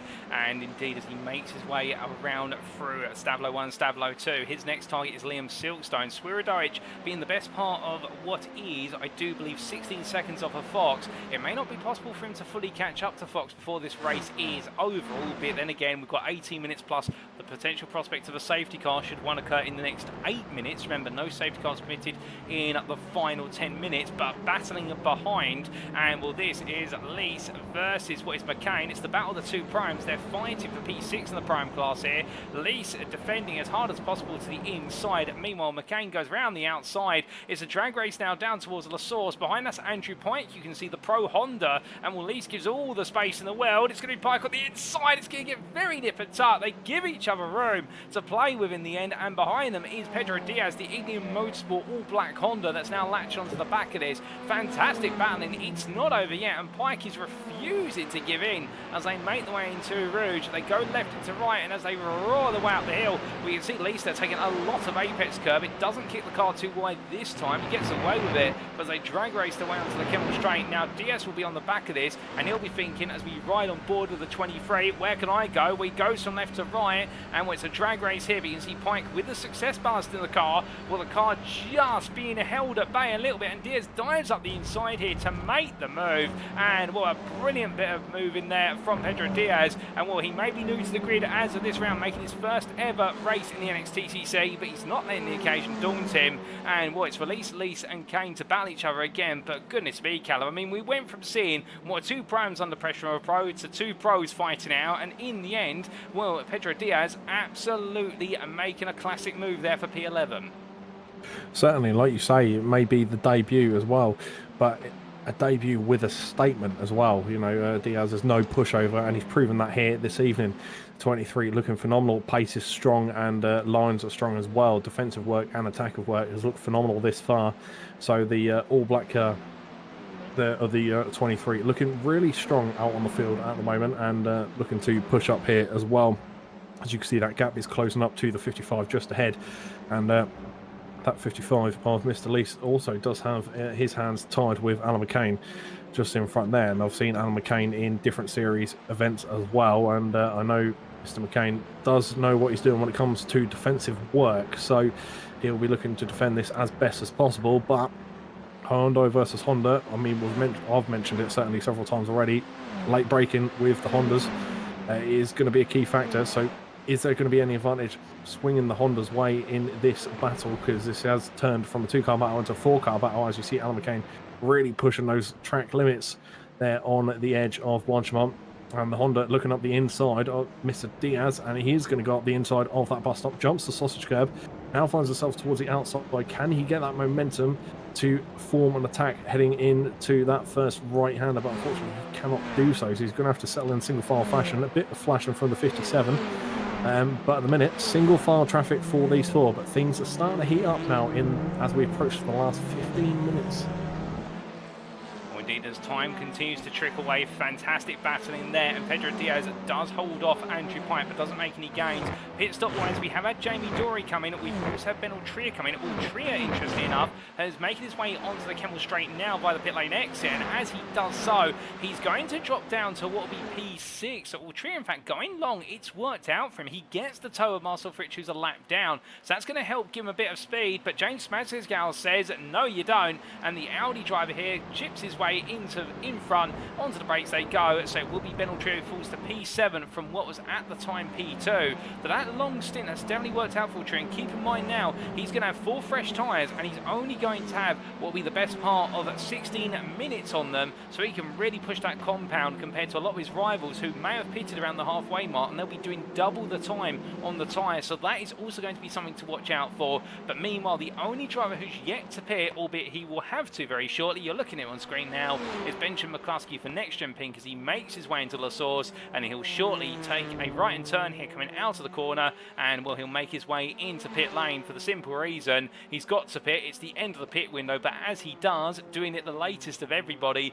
that will mean, in theory, the lead should now go to this man, Andy Fox. The gap was 1 minute and 6 seconds, and well, if we do the quick mathematics, 55 seconds stationary, 30 seconds end to end in the pit lane, well, there, it's definitely going to go into the hands of Andy Fox, and with a 14-second gap to teammate Duncan Rays. Right now, Fox is in a land of his own, but meanwhile one driver who's trying to prove that Goldwing are not going to take a 1-2 today, and that's Wojciech Swirydowicz, who you see here, and Callum, I mean, he's been setting purple lap after purple lap. He just set the fastest lap race, a 2:34.17 on the previous one. He's now only, what is there, 2 seconds if that off of the back of Duncan Rise. He's going quick, is Wojciech, and well, if he doesn't beat Andy Fox today, he's going to come close given the time we've got remaining. Certainly is. I've been watching him for the last couple of laps now, and that pace has been absolutely phenomenal. So this is now going to come down to a similar scenario to what we saw in the F1 in when we saw Max Verstappen win his first ever title. It's going to be a bit of those team play situations now, except from it's going to be a bit reversed. In fact, it's going to be the car in the lead at the minute as Andy Fox does make that pass officially on McCluskey, who is in the pit lane currently. He now moves up into P1. He's got to now rely on Duncan Rye in P2 to really hold off the sheer pace of the number one car there, as the Honda does pull through onto lap 18. And this is going to be crucial in terms of the last sort of 10-12 minutes of this race. Can he defend there? And it doesn't look like he's going to do so at all, because I think Duncan Rye may have got a slowdown there. And he's going awfully slow down on the straight, and that's going to cost him big time, because you can see already P4, now P5, and you have McCluskey just in behind, and that's going to be a tight situation there. Andrew Pike now going side by side, or just in front of the side-by-side battle, sorry, and you've got Alan McCain there. He's the one doing the defensive work once more. And cars really are starting to pile up now, and this is getting to the tense part, is what I tend to call Fergie time, referencing the football days. And this is going to be the point where all these moves are going to matter, and that is one move that certainly won't do any good at all for Benjamin McCluskey, as he found himself sideways there. Plenty of smoke on that right-hander, and unfortunately he's going to have some hot tyres after that slip-up. Indeed. Now we will get a replay as to what happened there for McCluskey, because that's heartbreaking given the fact he went so long. But here is the replay. Was he given a bit of a nudge here in the run? Now behind him, that was, I think, Michael Lees. Under braking to Raji went. No contact whatsoever. Loses the rear of the car, and for McCluskey on what would have been relatively cold tyres but hot brakes, the number 28 driver losing out massively there. Arguably in the best car in terms of condition compared to his rivals, and those tyres, like you say, Callum, now will definitely be feeling very warm indeed. But we come back to your live picture. He's got Lee Horn for company, and well, it wouldn't be a day of racing in the NXTCC if Lee Horn wasn't chasing the next-gen pink car at some point, given his prevalence to try and chase them down and continue to rise his way up through the pro ranks. But coming from our drivers here, playing a game of cat and mouse as they make their way on towards Blanchimont. We're going to stay with them just for a little bit longer, and look how close Horn is as he tries to stay as close as possible to McCluskey to be able to then battle him on the brakes. But will he go for it here? McCluskey's going to defend to the inside into the bus stop chicane, and well, in the end, Horn is going to be made to wait. He's not going to find a way through, and McCluskey's got to settle himself back down now in order to try and get back onto that pack in front. And speaking of that pack in front, well, Wojciech Swirydowicz has cleared it, but now that pack is being led by James Smazesgal. P4 here for Aztec Racing overall, and P3 in the Prime class, and well, with a company of Duncan Rise, Michael Lees and Ben Altrier behind. And it looks as though here once again, Callum, Ben Altrier, as we jump inside the car and ride on board, he's getting himself set to fight here with his Prime rivals. He certainly is, and this is going to be a tense battle now towards the end, as we have breached into that last 10 minutes, and we are now on the critical part where this drafting really will come into play. As you can see, the 55 going side by side with the 33 there, and Duncan Wright, unfortunately, after suffering that slowdown earlier on, has dropped down a few positions and now finds himself battling once more for position as he's trying to hold that outside line. And unfortunately, he does manage it quite well, actually. I thought he might go off there. A bit of contact between the two, and still manages to keep his nose just ahead. He's going to have the inside line advantage here, but can the 55 keep that momentum around the outside? And it looks to be contact there as Duncan Wright does slide out. And I believe there was contact between the two cars, as you saw a bit of a shake there from Mr. Lisa's car, just ahead now on your picture.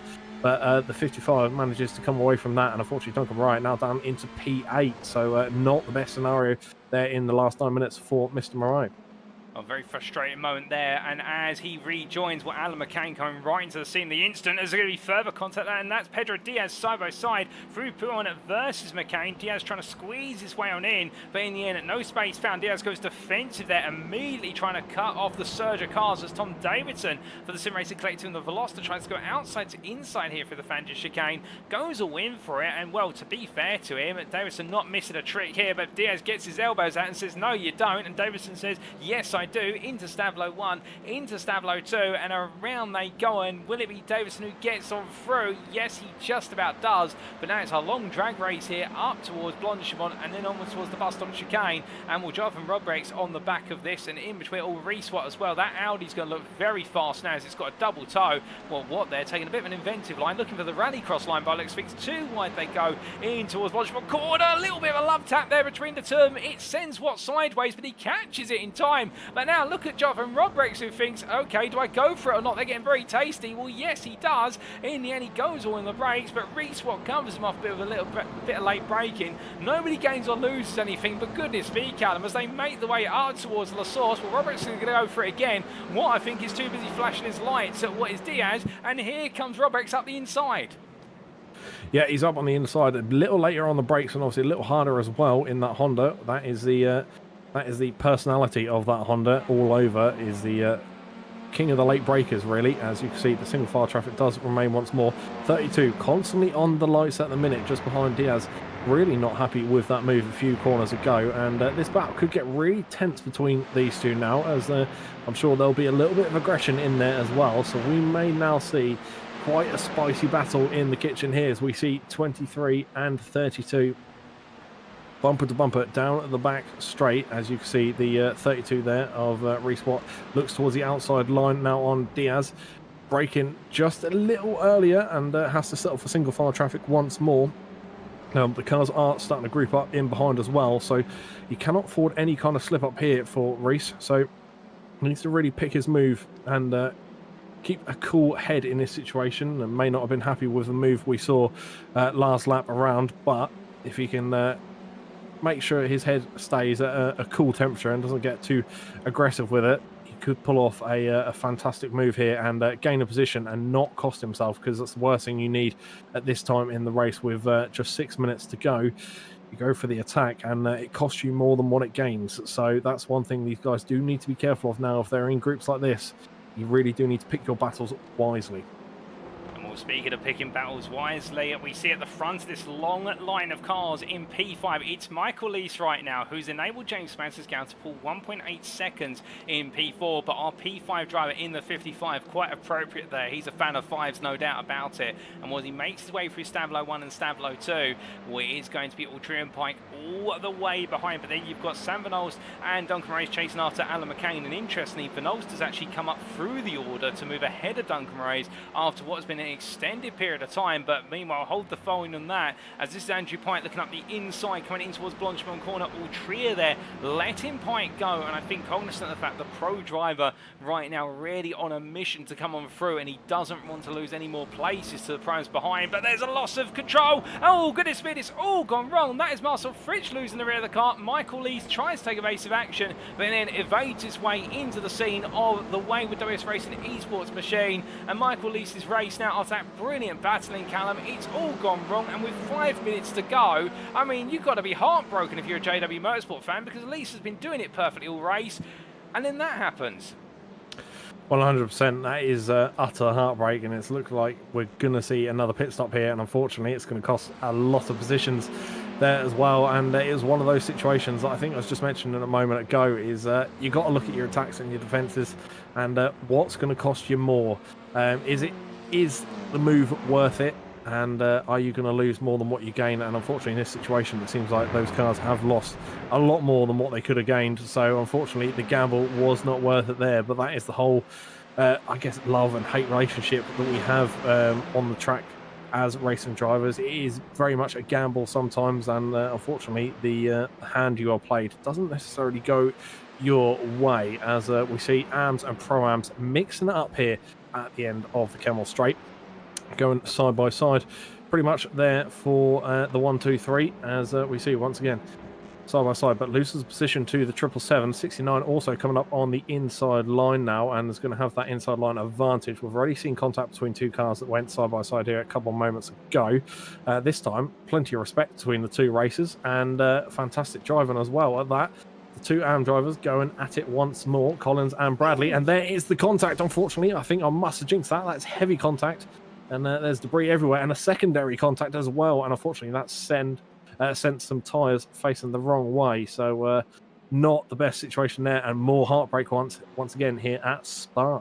And that is late drama as well, because what you saw there, ladies and gentlemen, was the two AM leaders of Jonathan Collins and Sam Bradley coming together literally with only 3 minutes to go. And that means Matt Emmons, who was 6 seconds behind the AM lead battle, is now your AM leader with 3 minutes, or what is it likely to be 2 more laps to go. The Rhino Motorsport driver, when he comes on past the pit lane next time, he's going to see the board there that says he's now leading the AM class. I don't think he's going to believe it. And between Collins and Bradley, I mean, brilliant respectful racing, like you say, Callum, and then it all went wrong between them. But right now for Emmons, it's all about just keeping his head down and trying to get to the end. I mean, he's got Vincent M. Blair right in front of him, but I don't think he's going to be thinking too much about batting with the Frenchman here as they roar the way in towards Blanchimont Corner. In fact, I think he can afford just to sit on this one. But meanwhile, it's gone very wrong up the road for Duncan Reyes, who's gone very sideways there at what is the bus stop chicane with only a couple of laps remaining on the clock. I mean, these last little moments which are starting to happen now, and indeed, as you were saying a few moments ago, Callum,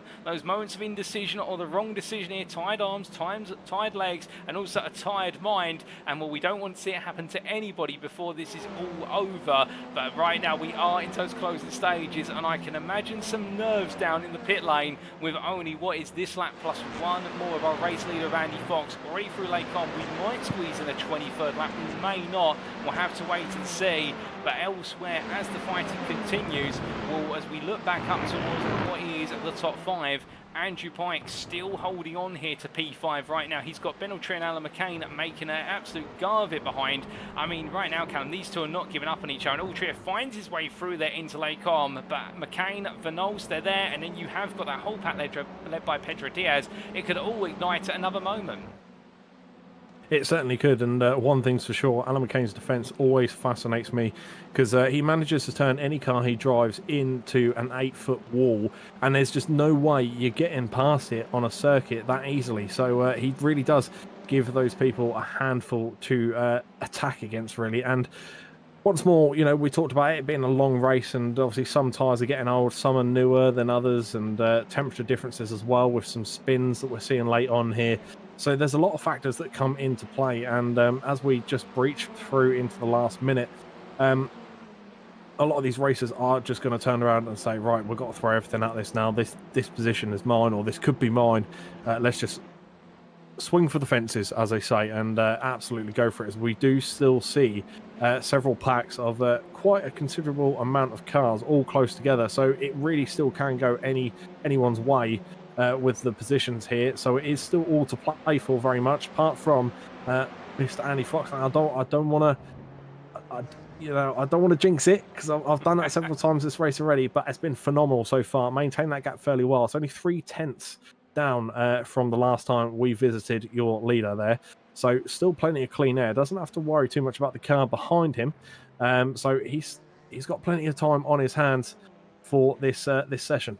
Oh, indeed he does, and as he makes way on through, the clock strikes now, and that means, ladies and gentlemen, Andy Fox will come on through to redeem himself from the last couple of rounds and take victory here at Spa-Francorchamps, and it will be a sensational first ever feature race victory, going the way of the Goldwyn Motorsport driver in the Pro-Am class by 14 seconds in the end over Wojciech Swirydowicz, your pro winner, who will take P2 and fought his way through from outside the top 30. P3 falls the way of Liam Silkstone then to complete your overall podium ahead of James Spazasgal and Andrew Pike, and then it will be Sam Vanols who comes home P6 ahead of Ben Altria, then Pedro Diaz on his debut P8 ahead of Tom Davidson and Benjamin McCluskey, Lee Horn at P11 best of the rest. But meanwhile, Matt Emmons will come through to take your AM win at P22. What a win there from the Rhino Motorsport driver, and indeed in the end Lady Luck favouring him when it all went wrong for both Collins and also Bradley, but it didn't go wrong for him in the closing stages. Second place in the AM class class will go to Mitchell West for Mitch West Performance, and then it will be Daniel Fritz P30 who picks up the pieces left behind by his teammate of driver Collins Whiskey Runners Racing and completes your AM podium with that P30 finish. We've still got a few more drivers to come on through, but the checker flag has been called, and well, in the end, perfect time into the hour to get 22 laps on the board. But goodness me, what a race from start to finish, no doubt about it, as Mark Sykes makes his way P34 there in a bit of a challenging race to Sam Case with the next-gen driver. P35 going to William Kurtler, who picks up a P6 in the AM class there, and well, a good recovery after what was looking to be a bit of a dismal race to start the day off. But we have got a couple more still to get towards their checker flag, including Matthew Cheverton, I do believe. Here he comes, in fact, the 390 driver, who after that brilliant start, it all went wrong in the opening 20 minutes, but he crosses the line there. It'll then be Aidan Coleman who comes on down, and well, I do believe their car going very slowly. I think he's out of fuel potentially. I think he might need to push across the line, or will he, as that is going to be making his way past Mark Kent. In the end, Mark Kent finishes P43, but Coleman just crawling along to a finish. He's going to be guarded all the way by Dylan Mistry, and will in the end Mistry letting Coleman take the finish or thereabouts, as they I think also go for the photo opportunity there, P37, P38 respectively. And then we do have Costa Chatscontinentu coming across the line just ahead of Roy Plummer in a drag race to finish there for P8 in the AM class for Chatscontinentu. And then we will have Sam Bradley at P10 in the AM class P41, and he'll be your last lead lap finisher ahead of Gavin Garner, the first of those a lap down. But goodness me, Callum, what a race. And in the end, it really was all led by this man. Once he got into lead, he never looked back. Andy Fox, the Guiley Cullen Fox, in the end demonstrating that whilst he may not have had the pace in the last 3 rounds or the bad luck, that pace he showed at Catalonia in the season opener, well, it was definitely here again today. Certainly, and well, it was just a fantastic overall performance. You know, we saw the car in P2 getting closer and closer ever since Duncan Rye had that issue where he had that slowdown, cost him position, and as your P2 man, as shown on screen, was pushing up the field. That gap only closed to the leader by 4 tenths by the end of the race. So Fox didn't lose much time, to be fair, even though the pace was looking phenomenal in that Honda. The Audi done enough to stay on top and top off what has been a fantastic race, really. So that is just the cherry on top there for some great defensive work. Last minute, Andy's able to just turn the dial up just a little bit more and get a little bit extra pace out of his car, and that was enough to bring across the line in P1 with a fantastic gap between him and P2 as well. So overall, some fantastic racing there from everyone involved, to be fair.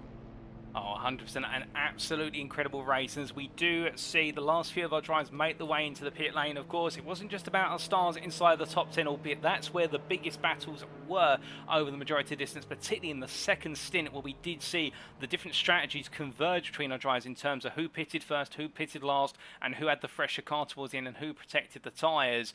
But goodness me, as we went deeper and deeper into this race, it became ever more unpredictable. And well, a number of our AM drivers, I think, enjoyed the experience of starting up towards the front, albeit finishing it back towards the rear of the pack, as they may be a little bit more used to. That's not to say, however, that's where they're expected to finish all the time. But again, you've got to feel for this man, Mark Kent.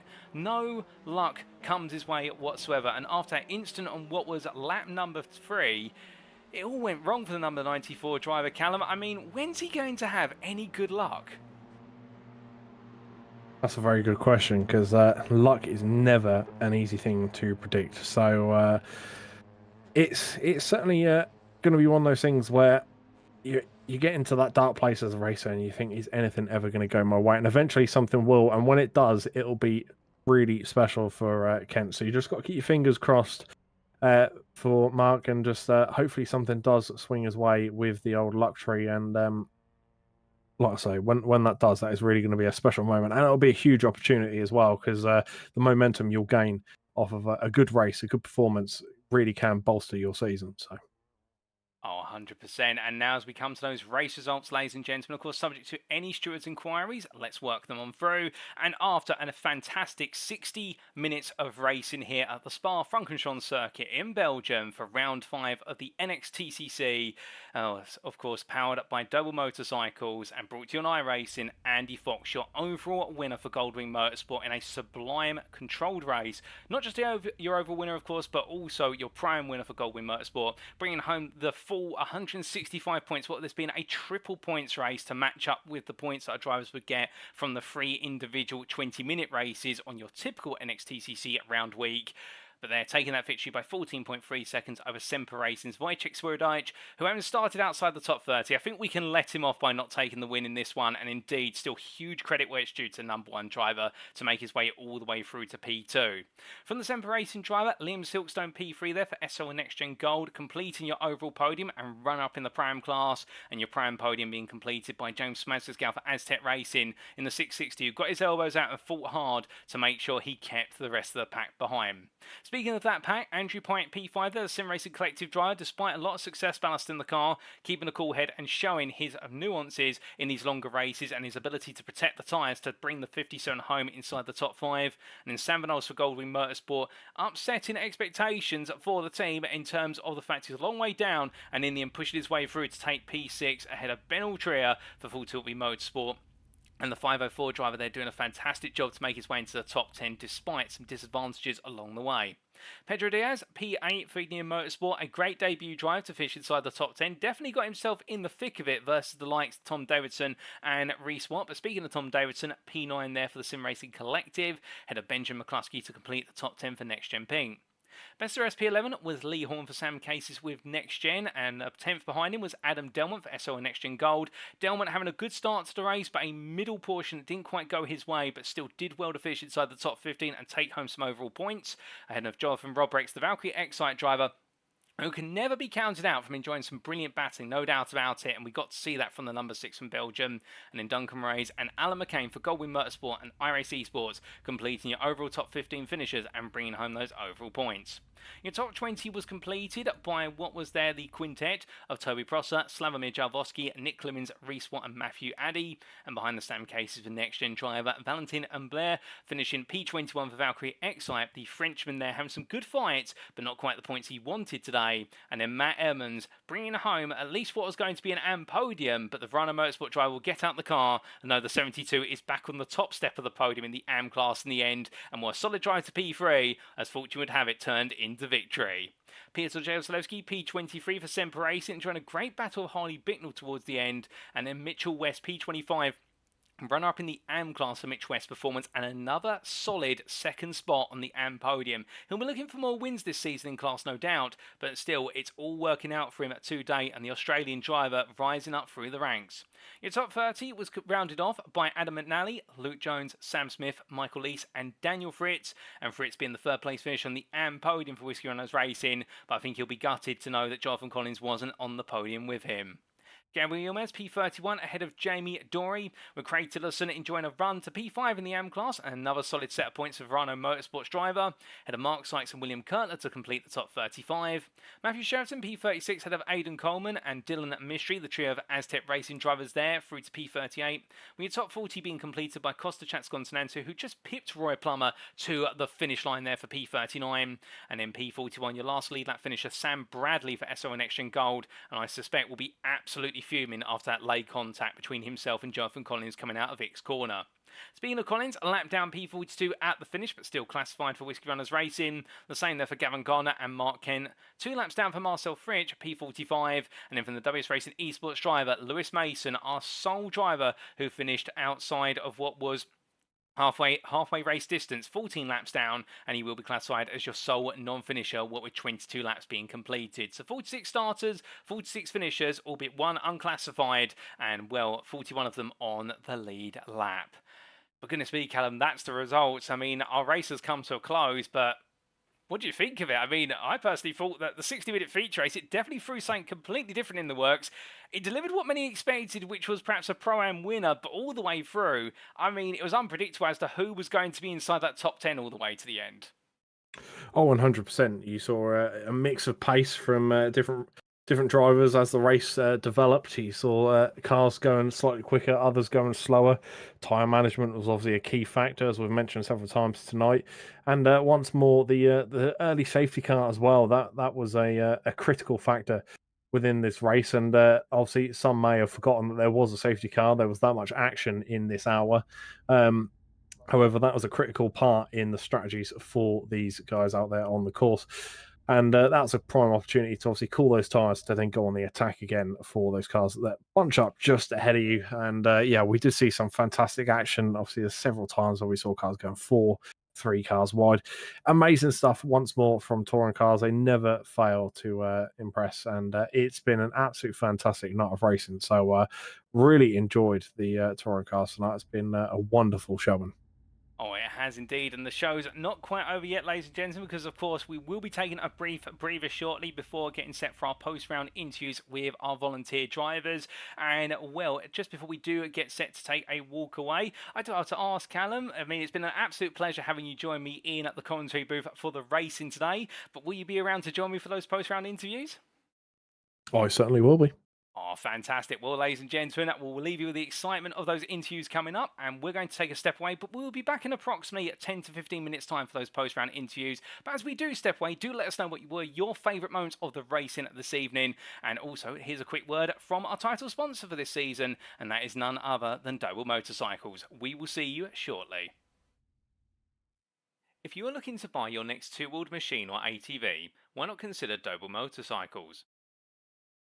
Home to an expansive full range of Honda motorcycles, scooters, off-road bikes and ATVs, Doble Motorcycles is the UK's leading Honda motorcycle dealer. However, do not just take our word for it. Having won numerous awards over the years, including 3 Motorcycle News Dealer of the Year awards, and being nominated for many more, including Honda Dealer of the Year 4 times, the Doble family-run business prides itself on customer service, and it shows. Add to this the family's rich racing history through 3 generations, as currently embodied by Mikey Doble Racing, with Mikey chasing glory in the BTCC, and you can be certain that you'll receive excellent customer service from lights out to checkered flag. So if you'd like to know more, check out their website today at doble.co.uk. Speaking of Mikey Doble Racing, if you'd like to support Mikey as he pushes it to the limit out on track, you can do so by following the Mikey Doble Racing Facebook page as seen on screen. Additionally, if you want to represent the 88 Army at a BTCC weekend, Mikey Doble Racing has some fantastic merchandise available just for you, as may be found either via the Mikey Doble Racing Facebook page or alternatively in the Doble Motorcycle store at dobledirect.co.uk. Don't miss out on being a part of the 88 Army today.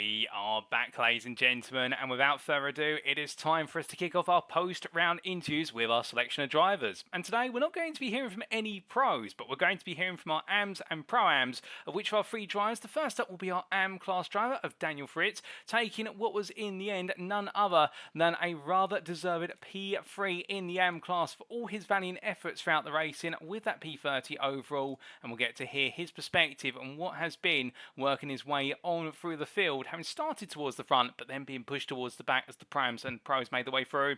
We'll then come to the 2 Prams of James Smaskersgal for Aztec Racing and also Andy Fox for Goldwyn Motorsport, both of them enjoying great days of racing and hearing their perspectives.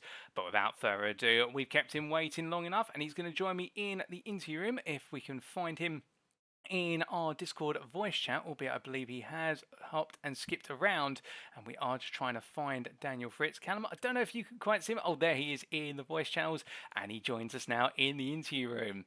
And well, not good evening to you, good morning to you, Daniel, because I know it's probably about 6 o'clock in the morning where you are in Australia, but how does it feel to have finished our first ever feature race at the NXTCC, and we would take a P3 in the AM class? Yeah, no, it was a really interesting event. It was really well done, well ran, well thought out. Tops off, this is probably one of the better endurance events that I've been a part of. And yeah, honestly, the P3 is a surprise. I felt I was really in no man's land all race. It's interesting to hear you felt as though you're in no man's land. I mean, let's talk a little bit about the race start and the fact that you started at the back of the AM field, albeit towards the front, but very quickly I can imagine you may have found yourself, as we look back at some of the race footage, you may have found yourself being swallowed up by a few Prams early on. I mean, was that what you always expected in terms of the race, or did you perhaps just go into it not knowing what would happen? Yeah, to be honest, my race starts have been terrible this season, so I was quite happy to get off the line, and then yeah, sort of managed to not get swallowed up. But then there was an incident further up in, I think, Puon that caused a checkup of all the class, and then from there it was just, I just got swamped for the next lap and a half. Well, that's absolutely fair in terms of being swallowed up, and as the racing went on, and of course, falling a bit further and further down into the pack, we did see, as we got into around lap 6 and 7, the field started to separate out. It gave everyone an opportunity to breathe a little bit. And obviously, you were running a bit of success ballast in the car as our AM championship leader going into this round. Did that open up strategy for yourself a little bit more compared to those on lighter fuel loads? Yeah, I really didn't actually think about when the guys with no ballast would pit, but everyone was, yeah, pitting pretty much straight away, and it was good to give me, I could just do a few more laps, and the tyres were saved from the safety car, so I was able to punch out a few laps in clean air and managed to jump a few of the guys that I was racing in pits, even with taking an extra 5 seconds to make sure I didn't understop. So it worked out quite nicely for yourself, given the safety car, like you say, plus also then the addition of a bit of tyre preservation and that extra fuel you carried by default. But now I would imagine that in the second stint, the car perhaps felt a little bit more aggressive, and as though at that point you could start to push things a little bit more. Yeah, once the tyres warmed up, the first lap was a little bit interesting. The tyres just didn't feel like they normally do when they're cold. Just, I guess I got a little bit of marbles on them, and yeah, just took a little bit extra from the warm up. But once they warmed up, I was able to, yeah, punch out some pretty fast laps, but albeit I was sort of in the middle of nowhere. Now, at the time, of course, as we headed towards the end of the race, we did see you running in what was P5 in the AM class, and like you say, in a little bit of nowhere over the course of the distance. But then on the penultimate lap, we had an incident, albeit you may not have seen it, but you may have been aware of it off camera, and that was the incident between your teammate Joffa Collins and, of course, Sam Bradley, battling for the lead of the AM class. As a result, it did promote yourself up positions, I believe, into what was P3 in the end. So a bit of a bittersweet moment, and you're on the podium, but it has come at the expense of your teammate. Yeah, I think at that stage, Jonathan was going from P second last starting to would have been potentially the win, which would have given him extra bonus points for laps. So it was a real kick for points in terms of what he lost from that incident. But yeah, others gained, and unfortunately, yeah, it's just racing, sadly, that we all get caught up in incidents, and it's hard, tough racing in this league, which is great. Oh, 100% with you on that. And Callum and I absolutely loved seeing all the racing play out. And coming back to the racing itself today, of course, this is the first time we've ever run a feature-length race, and one out that were mandated pit stop. I mean, from your perspective as one of our AM drivers, how did you find it knowing this will be the first time where you're sat right towards the front of the field, everyone's coming after you, but at the same time you've got to manage the battles with your rivals, but also not lose too much time fighting with those of the other classes? Yeah, it was an interesting one. I think a lot of people have all different strategies, but mine was sort of don't get caught up in the passing cars. They're going to be a lot more aggressive because there's more for them to gain, getting past people faster than their rivals. So it was sort of a damage limitation at the start, and then once it all settled down, work out where we're at and go from there. Definitely a smart craft, and well, definitely seems to be in a race that's appealed to you in terms of mixing things up compared to the standard 3x20-minute format. And I have to ask, of course, now that we're going into the mid-season break, you've come into this round battling for what is the lead of the AM Championship, and you head into the break in provisioning what will be P2, and only the best part of what is 42 points behind Championship leader Matt Emmons. I mean, it's all to play for in the AM class. But how has your first half of the season been? Yeah, the first half has been probably the best first half I've had in my time racing with NXTGEN. Sort of made a few changes to my own lifestyle to make sure that I get up at 4 AM every day, so that I don't run the risk of sleeping in, which has been an issue the last few seasons for me when it gets later on in the season. So seems to have changed and allows me to run practice laps when I'm actually at the same awareness as what I am during the race. Well, goodness me, the lifestyle change, definitely a major commitment. I think many will give you a round of applause there just for the fact waking up at 4 o'clock, but still, so glad to hear how much the NXTCC means to you, and you're giving it your all. And like you say, you have been enjoying one of your strongest, if not your strongest, seasons so far. And when we do return from the mid-season break in what will be 3 weeks' time, of course, that'll be September the 10th, or September the 11th, I do believe, in Australia at that point, we'll be heading to none other than what will be the wonderful circuit of Magny-Cours in France. How are you feeling for that when we return? Magny-Cours is a track that I really enjoy, especially in the slow cars. Over here we ran the a GR86 league, and that was probably the most fun I've had in that car. Was at that track. It's just lots of different turns, and it's good for racing. Sadly, the week after I miss, so that'll be my drop round. So I've got to keep it clean for the rest of the season and just hope for the best to keep up there. Well, like you say, it's all about keeping it clean, and well, knowing that you won't be at the Alton Park circuit for round number 7, well, we do hope that you're able to steer clear of the danger in all the remaining rounds. I'm sure your rivals will be looking to try and score some points off of you in round 7. But just before we do let you go, as always, is there anybody you'd like to give a shout out or a thank you to live on the broadcast? Yeah, I'd like to give a shout out to Mark's Like Designs for the liveries of all the Whiskey Runner races. Also, Ned Whiskey is Australian whiskey over here. Tastes absolutely amazing. They also have a massive motorsport presence over here with sponsoring events and drivers. And also Eau Rouge for their seated fan solution. It definitely keeps me cool over here in the middle of summer when it gets close to 40 degrees. Oh, goodness me. Well, it's heating up there in the summer where you are, and it's been heating up in the AM Championship, and you're one of our hot starters, no doubt about it, for the first half of this season. But with that, Daniel, it's been an absolute pleasure to have you join me in the interview room this evening, and we look forward to plenty more from yourself as the season goes on into its second half in a couple of weeks' time. But until then, all the best, and congratulations once again. Yeah, have a good night. So here and there, ladies and gentlemen, from none other than Daniel Fritz, our first interviewee. And well, Callum, it definitely seems as though there, whilst he may be wide awake in the early hours of the morning, he's not perturbed, and indeed the commitment he's made in order to be able to get himself in that mindset and to deliver the results that he has been delivering. I mean, it's testament to the fact that right now, it doesn't matter where you are in the world, the NXTCC grabbing drives left, right and centre, and they're all willing to give it everything in order to become a champion.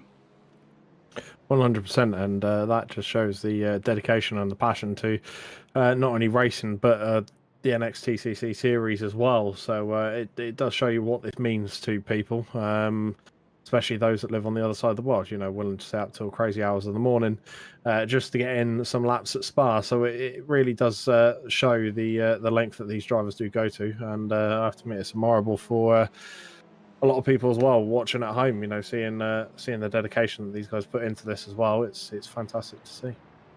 Oh, without a doubt. But now we come to our second interview, and this interview will be led by Callum, and it's going to be with none other than James Smagsgal, who is going to be jumping in to the interview room shortly, and we'll get to hear the thoughts from the Aztec racing driver in the Prime class. In fact, I think he might be available already. We're just double checking to see. Yes, he is. So without further ado, here he is, welcoming James Smagsgal. Hello.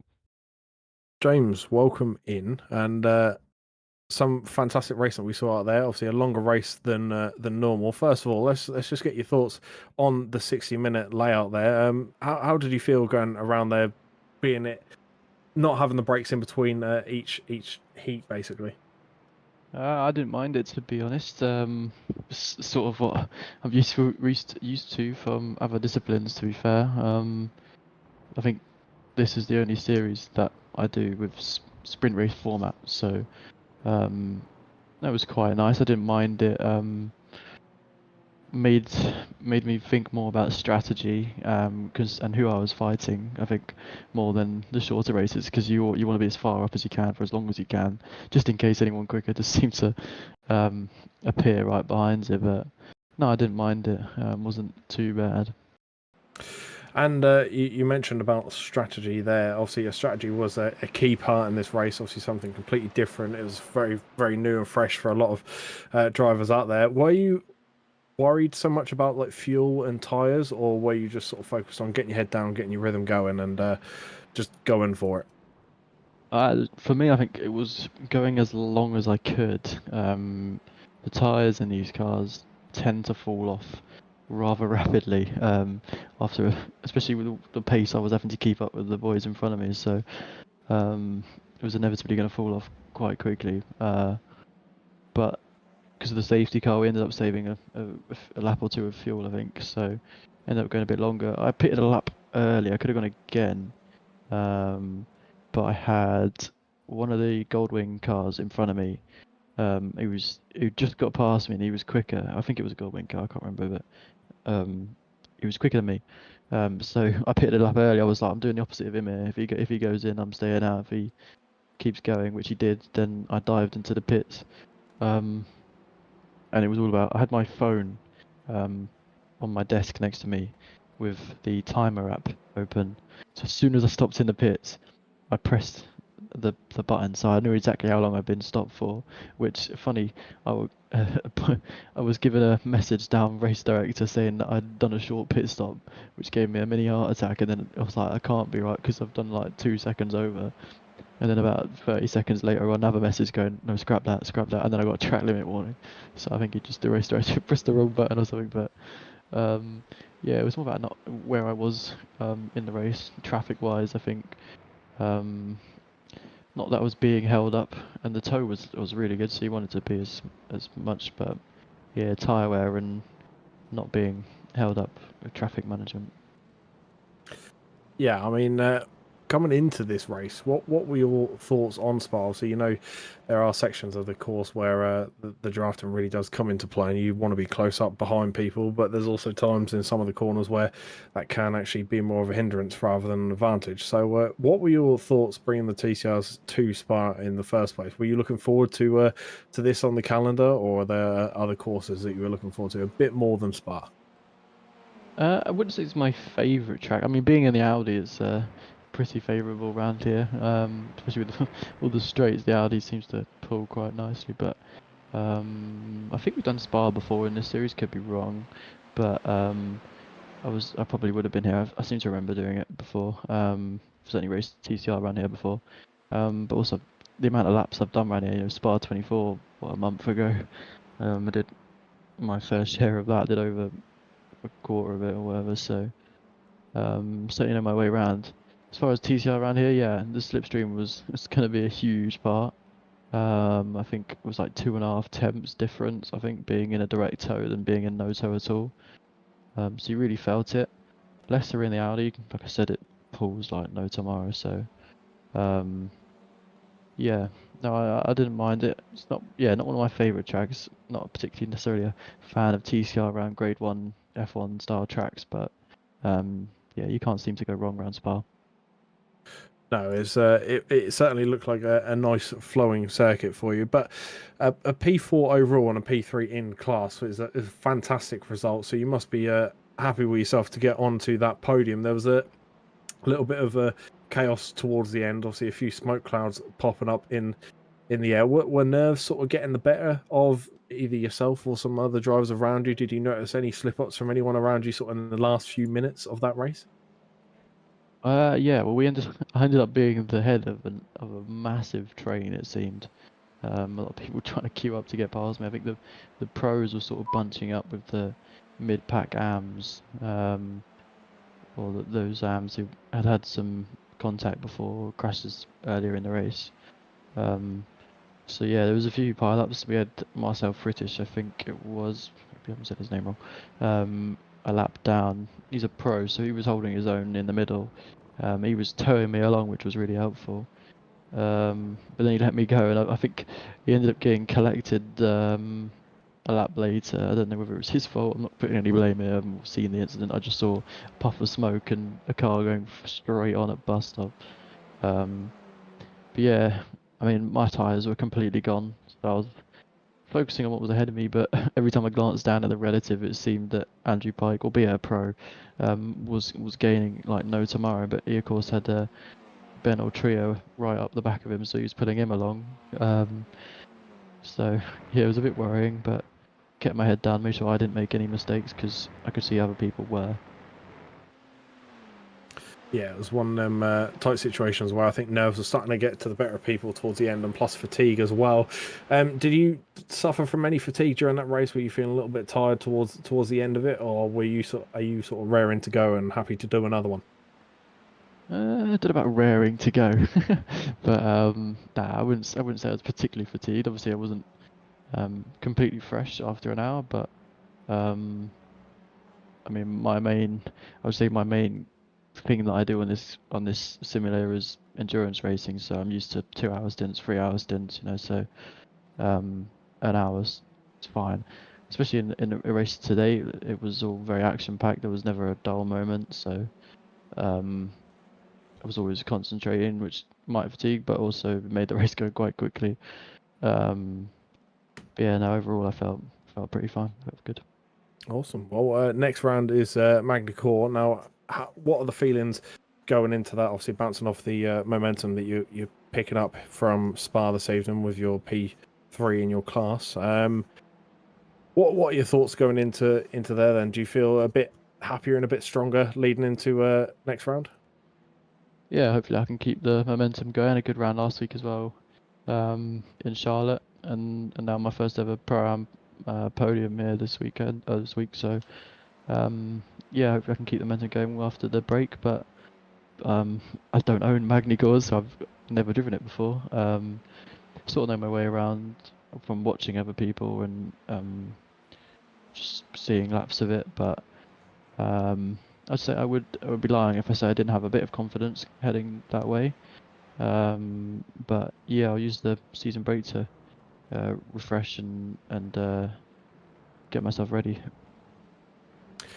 Yeah, it's shaping up to be a great round, and you got a little bit of a break until then, so now you can build up that momentum even more and get ready for a new course for yourself. But before I let you go here, just any shout outs or anything you wish to, any thank yous for anyone out there, the floor is now yours, so please take it away. Yeah, it was all my teammates for another good race. I don't think I was the only one who actually ended up getting away without any scars today.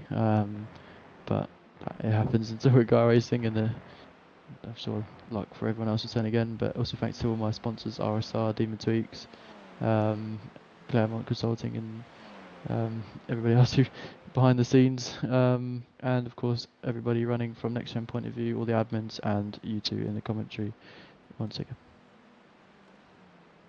Well, thank you very much, and we look forward to seeing you on the next round of Magny-Cours, and wish you all the best in this little break that you've got. So, yeah, we look forward to seeing you next time out there on the course, and good luck in any racing you do in the meantime.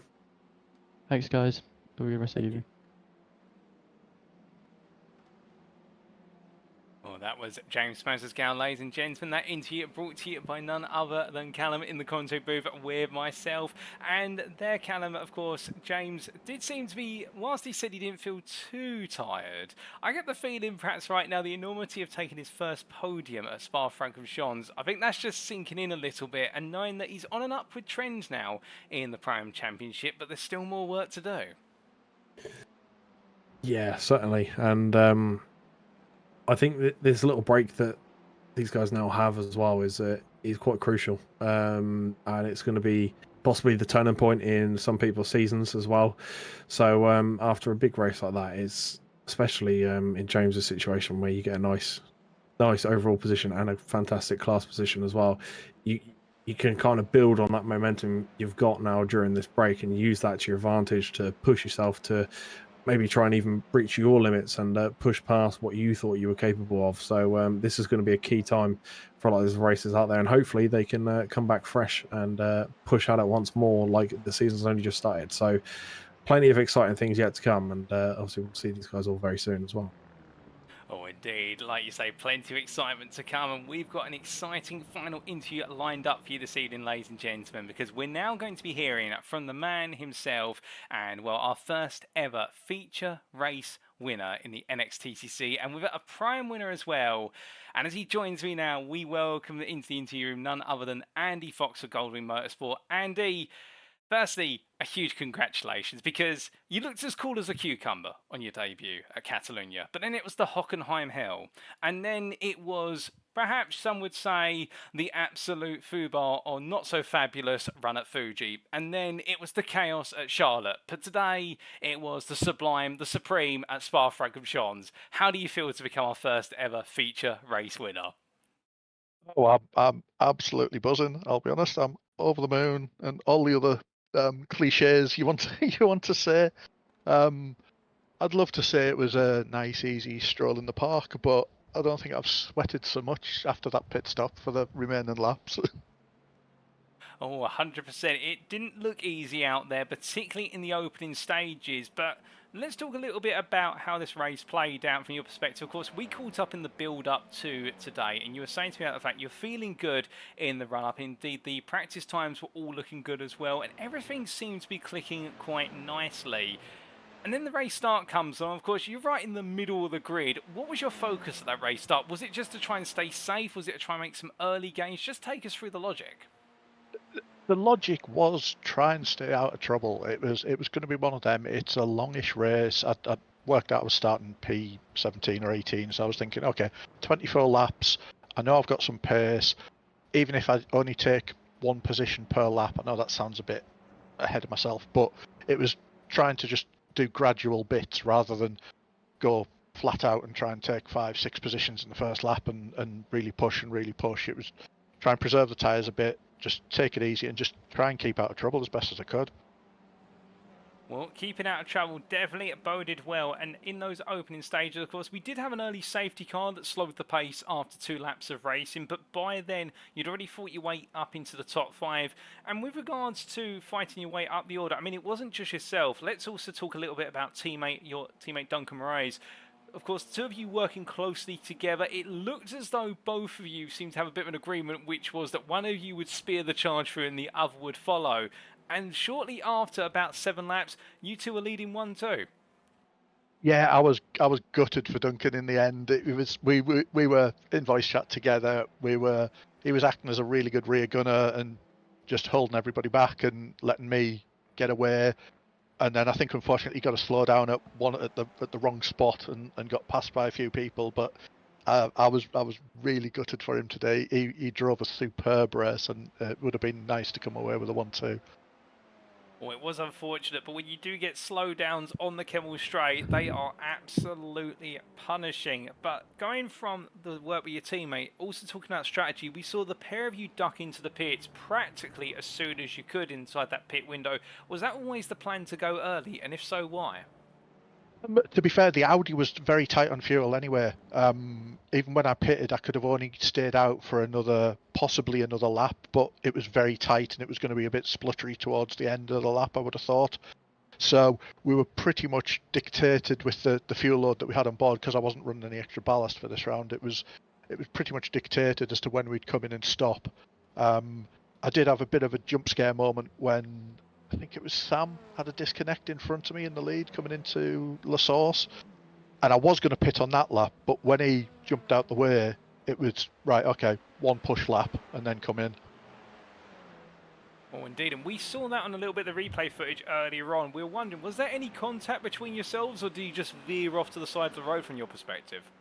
No, from my point of view, it just speared left, and I'll be honest, I definitely needed a new pair of shorts after that one.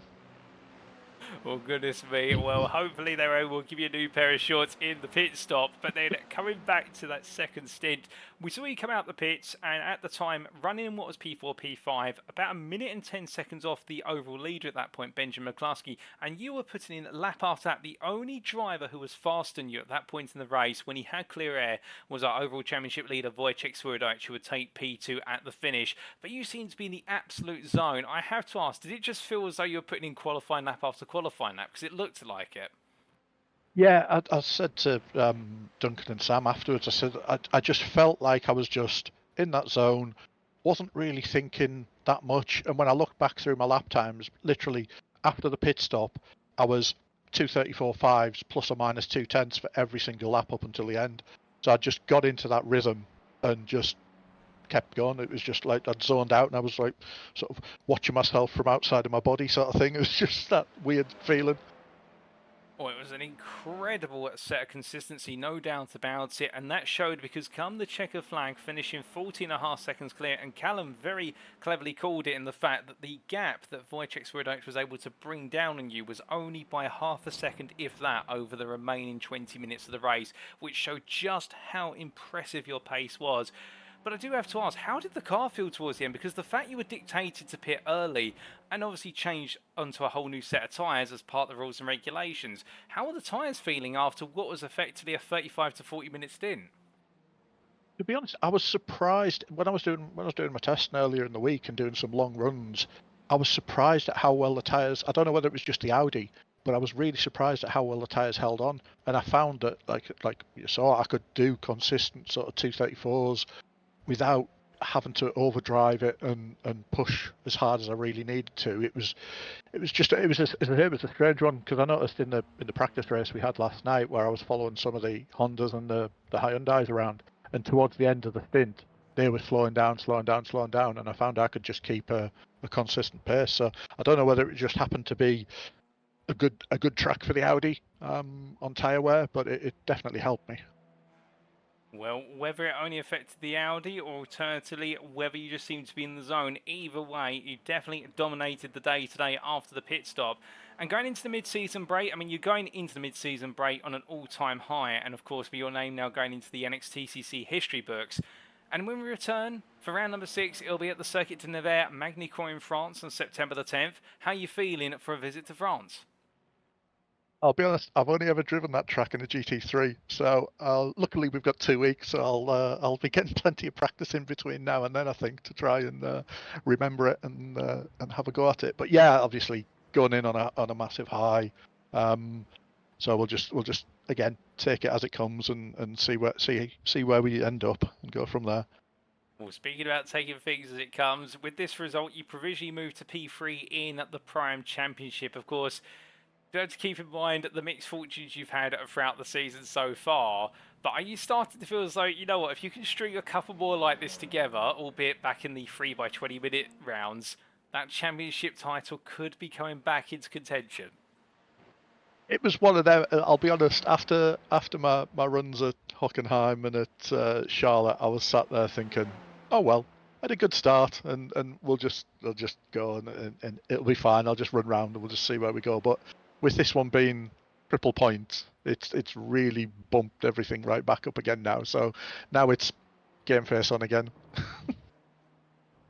Well, we definitely love to hear that, and to see your game face on in a couple of weeks' time. We cannot wait for you to take the Goldwyn Motorsport Audi around at Magny-Cours. But until then, and just before we do let you go, as always, Andy, is there anybody you'd like to give a shout out or a thank you to live on the broadcast tonight? Yeah, I mean, to be fair, as much as it pains me, I've got to say a big thanks to Jamie and everybody that runs the league, because it's a really, really good league. They've accepted me in as a newbie, and everybody's really friendly and really good. It's a really well run league. Obviously, big thanks to yourselves for putting on the broadcast again. Another superb effort. And then a big shout out to, I know I've got a few of me former teammates from Brabham and stuff watching, so a big shout out to Stephen and Hunter's kicking around, Tom's kicking around, and Calvin as well from Sim3D. Well, I'm sure they'll appreciate the shout out there, and indeed, you're a crowd favourite as much as you are one of our favourites out of the circuit, no doubt about it, Andy. But with that, thank you for joining me in the interview, and congratulations once again on a superb drive to become our first ever feature race winner, not just Prime winner tonight, but also overall winner, and we look forward to plenty more after the mid-season break. No worries, thank you very much. So hearing there from Andy Fox, and what a day it has been for our Goldwyn Motorsport driver Callum. I mean, he sounds absolutely ecstatic, wouldn't you say?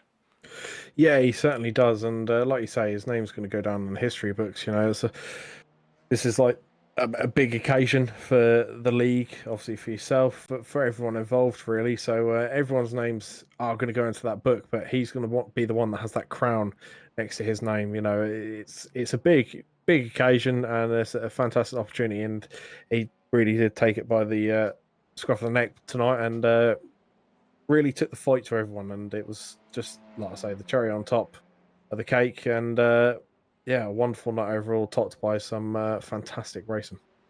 Oh, 100%. But with that concludes our post-round interviews with our three drivers for today. And of course, we had there firstly Daniel Fritz and Whiskey Runners Racing in the AM class. We then had our prime drivers of Aztec Racing's James Smadsesgow, and also you just heard from Goldwyn Motorsports prime driver of Andy Fox. Thank you to all three of them for joining me and Callum in the interview room, and congratulations to them all for their performances today. An absolute pleasure to hear their thoughts. But now, ladies and gentlemen, let's turn our attentions to give you a quick update on the provisional standings in the championships after this round. Of course, they'll be subject to stewards' inquiries. When wouldn't they be after each round of racing? And as we can see, start off of the overall drivers' championship, Wojciech Swirydowicz has continued to extend his lead up front on 651 points, not quite getting the perfect score, but coming very close to doing so. If only he picked up one more place, but I don't think he's going to be too upset with that, in the fact that now he has an advantage that spans the best part of 200 points over Adam Delmont, who conversely having a frustrating day at the races today. And it does mean now that Swirydowicz's title defence is definitely looking firmer and firmer. Of course, we've still got the second half of the season to go, but if he can keep up this form and keep it consistent, then that second crown could start to become a formality. Meanwhile, the fight for P2, it rages on, and Adam Delmont knows he's got the pressure of Benjamin McCluskey and Andrew Pye and Mikey Doble close behind, with Mikey Doble back on the grid when we get back from the break. And then outside the top 5, Lee Horn moves to P6, only 5 points clear of leading prime driver Ben Altria. But for Horn right now, the pressure is on to try and break into that top 5 and keep those primes at bay, with Liam Silkstone in P8 a little bit further back, but ahead of Andy Fox and Jamie Dory, with that top 10 being completely reshuffled as a result of the mixture of prime and pro finishers in this race today. P11 is now in the hands of Matthew Addy, who falls outside the top 10, but for not for long. You can expect him to be back. And Isaac Doyle, Alex Meredith, Gavin Garner and Sam Van Olst complete your overall top 15. We then come to the Prime Drivers' Championship, and when we do adjust the points specifically for the class finishing positions, Ben Altria still leads with 70 points over Liam Silkstone, and what has been a fantastic day today for Altria, no doubt about it, in terms of the fact he may not have got the win or been on the Prime podium, but still he'll know he got a good haul of points, and that's exactly what the doctor ordered. Silkstone meanwhile moves to P2, and with Andy Fox only 11 points behind, it'll be interesting to see how close it could get, and whether, as we just spoke to Andy moments ago, whether he can keep this form running, whether he could be leading the standings again in the second half of the season and potentially in his maiden season bring home that Prime crown. And it's Matthew Addy 2 off of him, followed by Sam Van Os to complete the top 5. Outside the top 5, Matthew Sheraton sits the best part there of what is 47 points behind, with Alex Meredith hot on his heels by a single point, and we'll expect Meredith back on the grid in 3 weeks' time, I should say.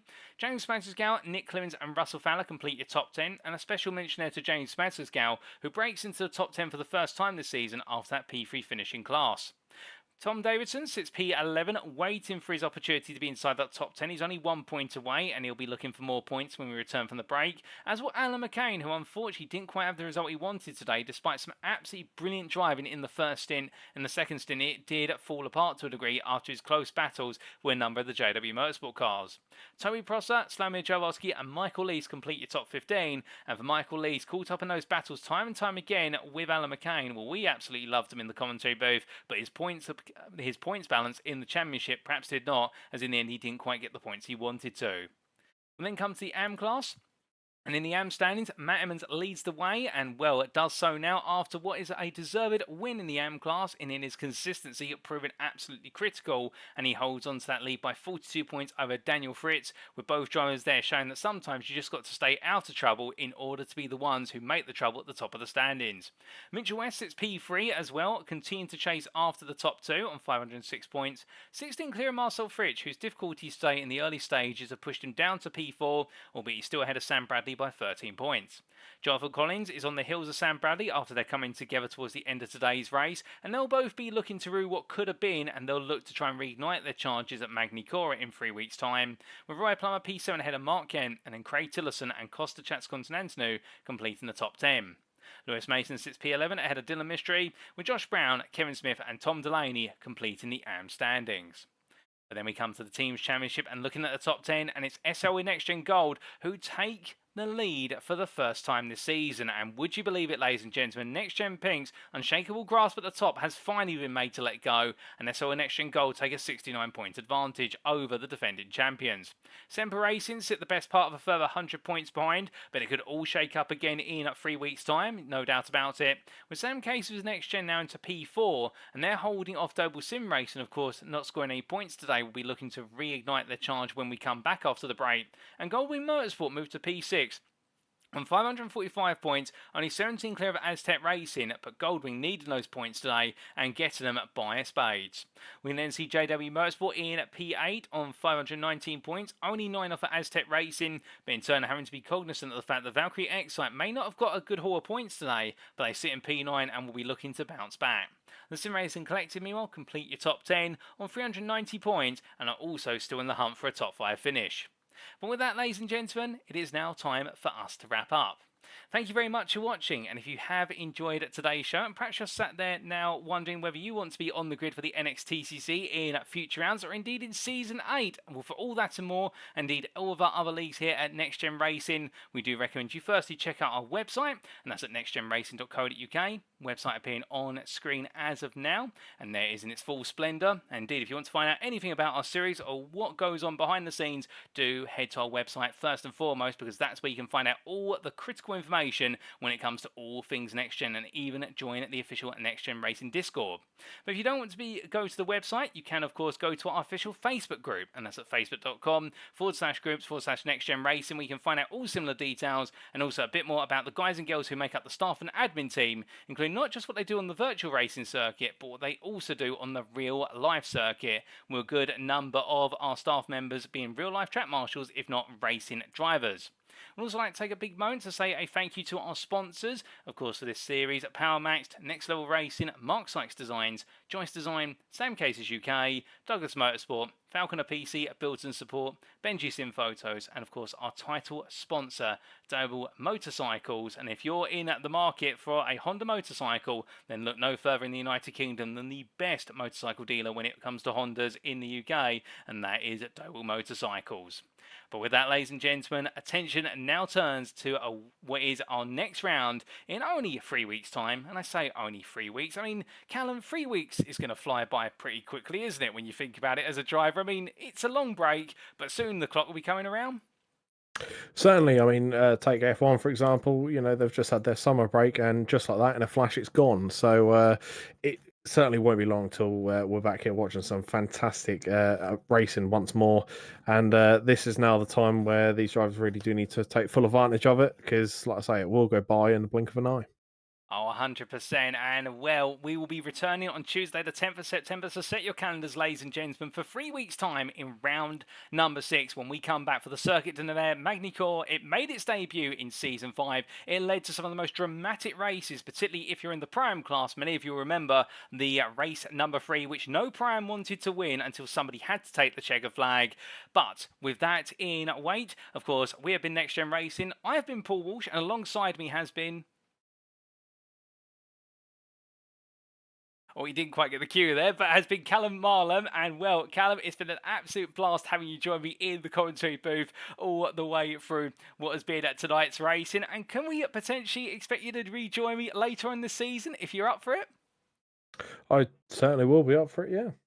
Oh, fantastic. Well, it's been a pleasure having you join me for Spa-Francorchamps. And until next time, ladies and gentlemen, as always, remember to stay safe, stay well, stay smiling. Thank you to all the drivers and my fantastic co-commentator. And most importantly, to you guys and girls tuning at home. And until next time, remember, as always, to stay on track. Good night.